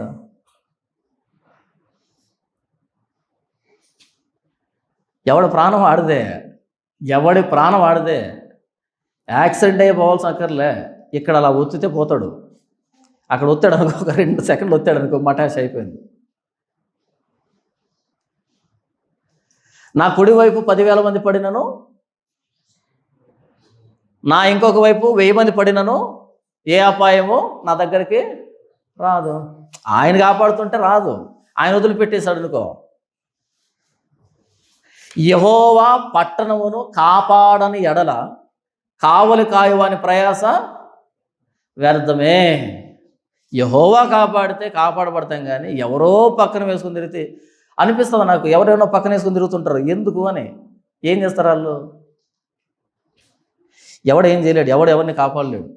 అలాగని నేను భద్రత జాగ్రత్త తీసుకోవద్దని చెప్పట్లేదు, కానీ ఇది సత్యం. మీరు వెరవకుడి, భయపడకుడి. మన సెక్యూరిటీ దేవుడు. చెరలో ఉన్న యూదులతో చెప్తాడు, మీరు భయపడకండి, మీరు వెరవకండి, ఎందుకంటే మీ సెక్యూరిటీ నేను. సృష్టికర్త అయిన దేవుని మీ సెక్యూరిటీ. ఇంకెవడు మీకు సెక్యూరిటీ ఇస్తాడు? మీరు వెరవకుడి, భయపడకుడి. పూర్వకాలం నుండి నేను నీకు ఆ సంగతి వినిపించి తెలియచేయలేదా? మీరే నాకు సాక్షులు. నేను తప్ప వేరొక దేవుడు ఉన్నాడా? నేను తప్ప ఆశ్రయదుర్గం ఏది లేదు, ఉన్నట్టు నేను ఎరుగను. దేవుడు మాట్లాడుతూ పూర్వకాలము నుండి నేను నీకు ఆ సంగతి వినిపించి తెలియజేయలేదా? ఏ సంగతి? పూర్వకాలము నుండి నేను ఆ సంగతి నీకు వినిపించి తెలియజేయలేదా? ఏం వినిపించి ఏం తెలియజేశాడు పూర్వకాలం నుంచి? నువ్వు 70 సంవత్సరాలు చెరలో ఉంటావని నేను చెప్పలేదా? 70 సంవత్సరాల తర్వాత మరలా తీసుకుని వస్తానని నేను చెప్పలేదా? చెరలోకి వెళ్ళకముందే మీరు ధర్మశాస్త్రాన్ని అతిక్రమిస్తే చెరలోకి పంపిస్తానని నేను చెప్పలేదా? దేవాలయం కట్టిన రోజే దేవాలయం కట్టారు, పండగ చేస్తున్నారు, ఓకే, కానీ మీరు చెప్పిన మాట వినకపోతే ఈ దేవాలయాన్ని పాడు దెబ్బగా చేస్తారని ముందే నేను చెప్పలేదా? దేవాలయాన్ని కట్టిన రోజే పడగొడతా అని చెప్పాను, మీరు చెప్పిన మాట వినకపోతే చెరలోకి పంపిస్తా అని చెప్పాను, చెరలోకి 70 సంవత్సరాలు పంపిస్తా అని చెప్పాను, చెర అయిపోయిన తర్వాత మళ్ళీ తీసుకుని వస్తాను, నాటుతానని చెప్పాను. ఇవి జరగకముందే చెప్పాను కదా నేను. ఎందుకు భయపడుతున్నారు? ఎందుకు? చూడండి అక్కడ, మీరు భయపడకుడి, వెరవకుడి. పూర్వకాలము నుండి నేను నీకు ఆ సంగతి వినిపించి తెలియచేయలేదా? మీరే నాకు సాక్షులు. మీకే కదా చెప్పాను, మీరే నాకు సాక్షులు. నేను తప్ప వేరొక దేవుడు ఉన్నాడా? చెప్పండి. ఎర్ర సముద్రాన్ని చీల్చినప్పుడు నాతో పాటు ఎవరున్నారు? ఏ దేవుడు లేడు కదా. ఐగుప్తు మీద అన్ని రకాల తెగుళ్ళు కుమ్మరించి ఆ దేవతలకు తీర్పు తీరుస్తున్నప్పుడు ఎవరున్నారు నాతో పాటు? నేనే కదా. అరణ్యంలో 40 సంవత్సరాలు పోషిస్తున్నప్పుడు ఎవరున్నారు నాతో పాటు? నేనే కదా. ఇన్ని యుద్ధాల్లో మీకు విజయాన్ని ఇస్తున్నప్పుడు ఎవరున్నారు నాతో పాటు? నేనే కదా. మరి మీరే కదా నాకు సాక్షులు. మీరే నాకు సాక్షులుగా ఉండి మీరే వెళ్ళి విగ్రహారాధన చేస్తే ఇంకెలా తెలియజేయాలి మీకు? మీరే నాకు సాక్షులు. ఐగుప్తు మొదలుకొని ఇంతవరకు మీరే నాకు సాక్షులు. మీరే తప్పు త్రోవబడితే ఏంటి పరిస్థితి? మీరే నాకు సాక్షులు. నేను తప్ప వేరొక దేవుడు ఉన్నాడా? ప్రశ్నార్థకం. తర్వాత చూడండి, నేను తప్ప ఆశ్రయదుర్గమేది లేదు, ఉన్నట్టు నేను ఎరుగను. దేవుడు తప్ప ఇంకొక వేరే ఆశ్రయదుర్గం, ఆపద వచ్చినప్పుడు ఆదుకోవడానికి అడిగేటువంటి వేరొక ఆశ్రయదుర్గం ఉందా ఈ ప్రపంచంలో? లేదు. యెహోవా నామము బలమైన దుర్గము, నీతిమంతుడు అందులో పరిగెత్తి సురక్షితంగా ఉంటాడు. దేవుడు తప్ప నిజమైన ఆశ్రయదుర్గం ఇంకొకడు లేడి భూమి మీద. ఇందులో గుండె లాంటి వచనం ఏంటంటే, మొదటి వచనం 8వ వచనం గుండె లాంటిది. 3వ వచనం, నేను దప్పిగల వాని మీద నీళ్లను, ఎండిన భూమి మీద జల ప్రవాహములను కుమ్మరించెదను, నీ సంతతి మీద నా ఆత్మను కుమ్మరించెదను. నీ సంతతి మీద నేను చేస్తాను. చెరలో ఎండిపోతున్నారు కదా, చెరలో దప్పికతో ఉన్నారు కదా, చెరలో కాలిపోతున్నారు కదా, మీ మీద నేను జల ప్రవాహాలు కుమ్మరిస్తాను. ఏంటది? పరిశుద్ధాత్మ దేవుని ఇస్తాను. పెంతెకొస్తు పండుగ దినం జరిగిందంటే, పెంతెకొస్తు పండుగ దినం పరిశుద్ధాత్మ దేవుడు వచ్చాడు. యోవేలు గ్రంథంలో చెప్పబడిన ప్రవచనం అదే.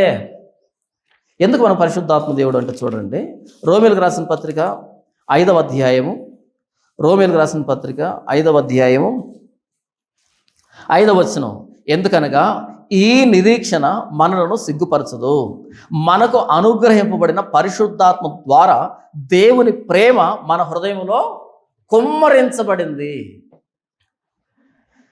పరిశుద్ధాత్మ దేవుడు వస్తే మనకేం జరుగుతుంది? దేవుని ప్రేమ కుమ్మరించబడుతుంది. పరిశుద్ధాత్మ దేవుడు కుమ్మరించబడటం అంటే ఏంటి? దేవుని ప్రేమ కుమ్మరించబడుతుంది. ఇంతకు దేవుని ప్రేమ అంటే ఏంటి? ఈరోజు చాలామంది మా మీద పరిశుద్ధాత్మ దేవుడు వచ్చాడు, పరిశుద్ధాత్మ దేవుడు వచ్చాడు అంటుంటారు కదా. ఇంతకు పరిశుద్ధాత్మ దేవుడు వస్తే ఏం జరుగుతుంది అంటే, దేవుని ప్రేమ అర్థమవుతుందంట మనకి. అందుకని కింద పడి దొరలం, చప్పట్లు కొట్టం, కేకలేవు, అదంతా దైవ చేస్తులు అవన్నీ, అన్ని దైవ చేస్తులు అవి. పరిశుద్ధాత్మ దేవుడు వస్తే ఏంటంట? దేవుని ప్రేమ కుమ్మరించబడుతుందంట. ఎలాగైతే ఎండిపోయిన భూమి మీద జల ప్రవాహాలు ప్రవహించినట్టుగా ఎండిపోయినటువంటి జీవితాల్లోనికి పరిశుద్ధాత్మ దేవుడు వస్తే దేవుని ప్రేమ మనల్ని ఎంత ప్రేమిస్తున్నాడు ఆయన అనేది అర్థమైపోతుందంట. ఇంతగా దేవుని ప్రేమ ఏంటి? 6వ వచనం, ఏలైనగా మనం ఇంకా బలహీనులమై ఉండగా క్రీస్తు యుక్త కాలంలో భక్తిహీనుల కొరకు చనిపోయాను. అది ప్రేమ. నేను పేదవాడిని, నాకు అప్పులు ఉన్నాయి, నాకు కేసులు ఉన్నాయి, నాకు రోగాలు ఉన్నాయి, నా పరిస్థితి బాగలేవు, అయితే నన్ను దేవుడు ప్రేమిస్తా అంటే ఎలా? అప్పులు పోతాయా? కేసులు పోతాయా? సమస్యలు పోతాయా? కాదు, నా కోసం ప్రభువైన యేసుక్రీస్తు శిలువలో ప్రాణం పెట్టాడు. అది అర్థమైనప్పుడు పొంగుకొస్తుంది. ఎంతకాలం ఈ కష్టాలు శ్రమలు? చచ్చిపోయినంత కాలమే కదా. కానీ దేవుడు నన్ను ప్రేమిస్తున్నాడు, ప్రాణం పెట్టేందుకు ప్రేమిస్తున్నాడు. అది అర్థమైతే ప్రేమ కుమ్మరించబడుతుందంట పరిశుద్ధాత్మ దేవుడి ద్వారా. అది దేవుడి ప్రేమ అంటే. ఏలైనగా మనం ఇంకనూ బలహీనమై ఉండగా క్రీస్తు యుక్త కాలంలో భక్తిహీనుల కొరకు చనిపోయాను, నీతిమంతుని కొరకు సహితము ఒకటి చనిపోవట అరుదు, మంచివాని కొరకు ఎవడైనా ఒకవేళ తెగిపోవచ్చును. అయితే దేవుడు మన ఎడల తన ప్రేమను వెల్లడిపరుచుతున్నాడు. ఎట్లనగా మనం ఇంకనూ పాపులమై ఉండగానే క్రీస్తు మన కొరకు చనిపోయాను. క్రీస్తు ప్రాణత్యాగాన్ని పరిశుద్ధాత్మ దేవుడు అర్థం చేయిస్తాడు మనకి. అందుకు పరిశుద్ధాత్మ దేవుడు వచ్చే లోకానికి. ఈరోజు పెంతెకొస్తూలు కేకలు వేస్తున్నారు, గెంతులు వేస్తున్నారు, కింద పడి దొర్లుతున్నారు, గలీజ్ చేస్తున్నారు పరిశుద్ధాత్మ దేవుడు అనే పదాన్ని, పేరుని. పెంతెకొస్తూలు మాట్లాడుకున్న పరిశుద్ధాత్మ దేవుడికి, బైబిల్లో చెప్పిన పరిశుద్ధాత్మ దేవుడికి సంబంధమే లేదు అసలు. అన్ని దైవ చేష్టలు అవన్నీ. క్రీస్తు ప్రేమ అర్థం కావాలి నీకు, క్రీస్తు సిలువ అర్థం కావాలి నీకు, క్రీస్తు రక్తం ఏం చేసిందో తెలియాలి నీకు. అది దేవుని లోకాన్ని ఎంతో ప్రేమించాడంట. కాగా తన అద్వితీయ కుమారునిగా పుట్టిన వాని విశ్వాసం ఉంచి ప్రతివాడు నశింపక నిత్యజీవం పొందినట్లు ఆయనను అనుగ్రహించెను సిలువ మీద చంపుకోండి. అది దేవుని ప్రేమ. తన ప్రియ కుమారుణ్ణి మనకు ఇవ్వక వెనక తీయని వాడు ఆయనతో పాటు సమస్తాన్ని ఎందుకు అనుగ్రహించడు? అది కదా ప్రేమ అంటే. క్రీస్తు ప్రేమ నుంచి మనలో ఎడబాపగలిగినది ఏది? శ్రమ, ఉపద్రవం, కరువు, ఖడ్గం, ఏది ఎడబాపుతుంది? అలా క్రీస్తు ప్రేమ నుంచి మనల్ని బయటికి రాకుండా చివరికి ఖడ్గం కూడా ఎడబాపలేదంట. ఖడ్గం కూడా మనల్ని ఏం చేయలేదంట క్రీస్తు ప్రేమ నుంచి. అంతటి ప్రేమని పరిశుద్ధాత్మ దేవుడు కుమ్మరిస్తాడు. ఆ పరిశుద్ధాత్మ దేవుడు నేను మీ మీద కుమ్మరిస్తాను. ఇది దేవుడు చేసిన వాగ్దానం చెరలో ఉన్నటువంటి యూదులకి, ఇశ్రాయేలీయులకి. దీన్నే ప్రభువైన యేసుక్రీస్తు చెప్పింది. మీరు యెరూషలేము నుంచి వెళ్ళక నా వలన వినిన తండ్రి వాగ్దానం కోసం కనిపెట్టండి, పరిశుద్ధాత్మ దేవుడిని అనుగ్రహిస్తాను మీకు. పరిశుద్ధాత్మ దేవుడు వస్తే నన్ను గూర్చి యోదయ, యెరూషలేము, సమరయ, భూదిగంతాల వరకు నాకు ఏమై ఉంటారు? సాక్షులై ఉంటారు. ఇదే కదా యెషయా గ్రంథంలో చెప్పబడింది. నేనే దేవుణ్ణి, మీరే నాకు సాక్షులు. యేసు ఏమన్నాడు? నేను పరిశుద్ధాత్మ దేవుని అనుగ్రహిస్తాను, అప్పుడు మీరు నాకు యెరూషలేములోను, యూదయలోను, సమరయలోను, భూదిగంతాల వరకు సాక్షులై ఉంటారు. దేనికి సాక్షులు? ఆయన శిలువ మీద ప్రాణం పెట్టాడు, మన పాపాలు క్షమించాడు ఆయన. ఇది చెప్పడానికి సాక్షులై ఉంటాం. యెషయా గ్రంథం 44వ అధ్యాయం మొదటి వచనం నుంచి 8వ వచనం వరకు ప్రతి మాట ప్రభువైన యేసుక్రీస్తు నెరవేరింది. ప్రతి మాటను మనం క్రీస్తు శిలువ ద్వారా అనుభవిస్తున్నాం. మనం గాలికి పుట్టిన వాళ్ళం కాదు, ప్రణాళికతో సృష్టించబడిన వాళ్ళం. తన ప్రియకుమారుణ్ణి అన్ని జనుల్లో ప్రకటించడానికి మనం ఆయన సేవకులమే. ఆయన స్తోత్రాన్ని ప్రచురం చేయడానికి ఏర్పాటు చేయబడినటువంటి సేవకులమే. మనం ఆయన చేత నిర్మించబడ్డాం, సృష్టించబడ్డాం, ఆయన చేత సహాయం పొందుకున్నాం. ప్రతి సందర్భంలో ఎండిపోయిన మన జీవితాల్లోనికి పరిశుద్ధాత్మ దేవుడు కుమ్మరించబడ్డాడు. నిర్వంజ చెట్లు ఎదుగునట్టుగా ఎదిగి ఫలిస్తున్నాం ఈరోజు మనం ప్రభువైన యేసుక్రీస్తుని బట్టి. మొదటివాడు కడపటివాడు ఈయనే, అల్ఫా ఒమేగా ఈయనని గుర్తించాం. ఈయన తప్ప ఇంకో దేవుడు లేడని గుర్తించాం. ఆది నుంచి జనాలు నియమించినప్పటి నుంచి ఇంతవరకు జరుగుతున్న సంభవాలన్నింటినీ ప్రతిదాన్ని లేఖనంలో చదివి తెలుసుకుంటున్నాం. ప్రభువైన యేసుక్రీస్తుకి సాక్షులుగా నిలవబడుతున్నాం. మన మీద కుమ్మరించబడిన పరిశుద్ధాత్మ దేవుని ద్వారా శిలువ మీద ప్రాణం పెట్టిన ప్రభువైన యేసుక్రీస్తు వారి ప్రేమ మన హృదయాల్లో ప్రతినిత్యం కుమ్మరించబడుతుంది. కాబట్టి ఆయన మనం ఆరాధించగలుగుతున్నాం. తండ్రి, ఇంతవరకు యెషయా గ్రంథం 44వ అధ్యాయం 1వ వచనం నుంచి 8వ వచనం వరకు రాయబడిన ప్రతి లేఖనాన్ని బట్టి మీకు వందనాలు. చెరలో ఉన్న యూదుల్ని, ఇశ్రాయేలుని బలపరచడానికి మీరు ఎంత చెరలో ఉన్నా, ఎంత చీకట్లో బ్రతుకుతున్నా, ఎంత దప్పికలో ఉన్నా, ఎంత ఎండిపోయిన స్థితిలో ఉన్నా సరే, మీరు నా సేవకులు, నేను మిమ్మల్ని ఏర్పాటు చేస్తున్నాను, మీకు సహాయం చేస్తున్నది నేనే, మిమ్మల్ని సృష్టించింది నేనే, మీ విమోచకునైన యెహోవా నేనే అని మీరు మాట్లాడుతున్న ధైర్యపు మాటలను బట్టి మీకు వందనములు, కృతజ్ఞతలు. తండ్రి, నా జీవితంలో అనేకమైన చీకటి జీవితాల్లో, అనేకమైన చీకటి లోయల్లో నేను సంచరిస్తున్నా. ఎండిపోయినటువంటి జీవితాల్లో ఉన్నా సరే, నీవు నా సేవకుడివి, నేను నిన్ను సృష్టించాను అనే మీ మాటను బట్టి, ఆ ఓదార్పును బట్టి, ఆ ఆదరణను బట్టి, ఆ భద్రతను బట్టి మీకు కృతజ్ఞతలు. ప్రభువైన యేసుక్రీస్తు వారి విశ్వాసం ఉంచి మారు మనసు పాప క్షమాపణ కోసం నేను బాప్తిసం పొందినప్పుడు నా మీద మీరు కుమ్మరించిన పరిశుద్ధాత్మ దేవుని బట్టి మీకు వందనాలు. ఆ పరిశుద్ధాత్మ దేవుని ద్వారా ప్రభువైన యేసుక్రీస్తు వారి శిలువ ప్రేమ, త్యాగం నా హృదయంలో మీరు కుమ్మరించి మిమ్మల్ని ఇంకా స్తుతించడానికి నాకు హేతు కలుగు చేస్తున్నందుకు మీకు కృతజ్ఞతలు. ప్రపంచంలో అనేకమైన మానవ కల్పితమైన సిద్ధాంతాల నుంచి వేరుపరచబడి మొదటి దేవుడు నీవే, చివరి దేవుడు నీవే, ఆది అంతం, అల్ఫా ఒమేగా నీవే అని గుర్తించడానికి, నీకు సాక్షిగా బ్రతకడానికి నన్ను మీరు ఏర్పాటు చేసుకున్నందుకే నా ప్రభువైన యేసుక్రీస్తు శ్రేష్టమైన నామములో కృతజ్ఞతాస్తుతులు మీకు సమర్పిస్తున్నాను తండ్రి. ఆమేన్.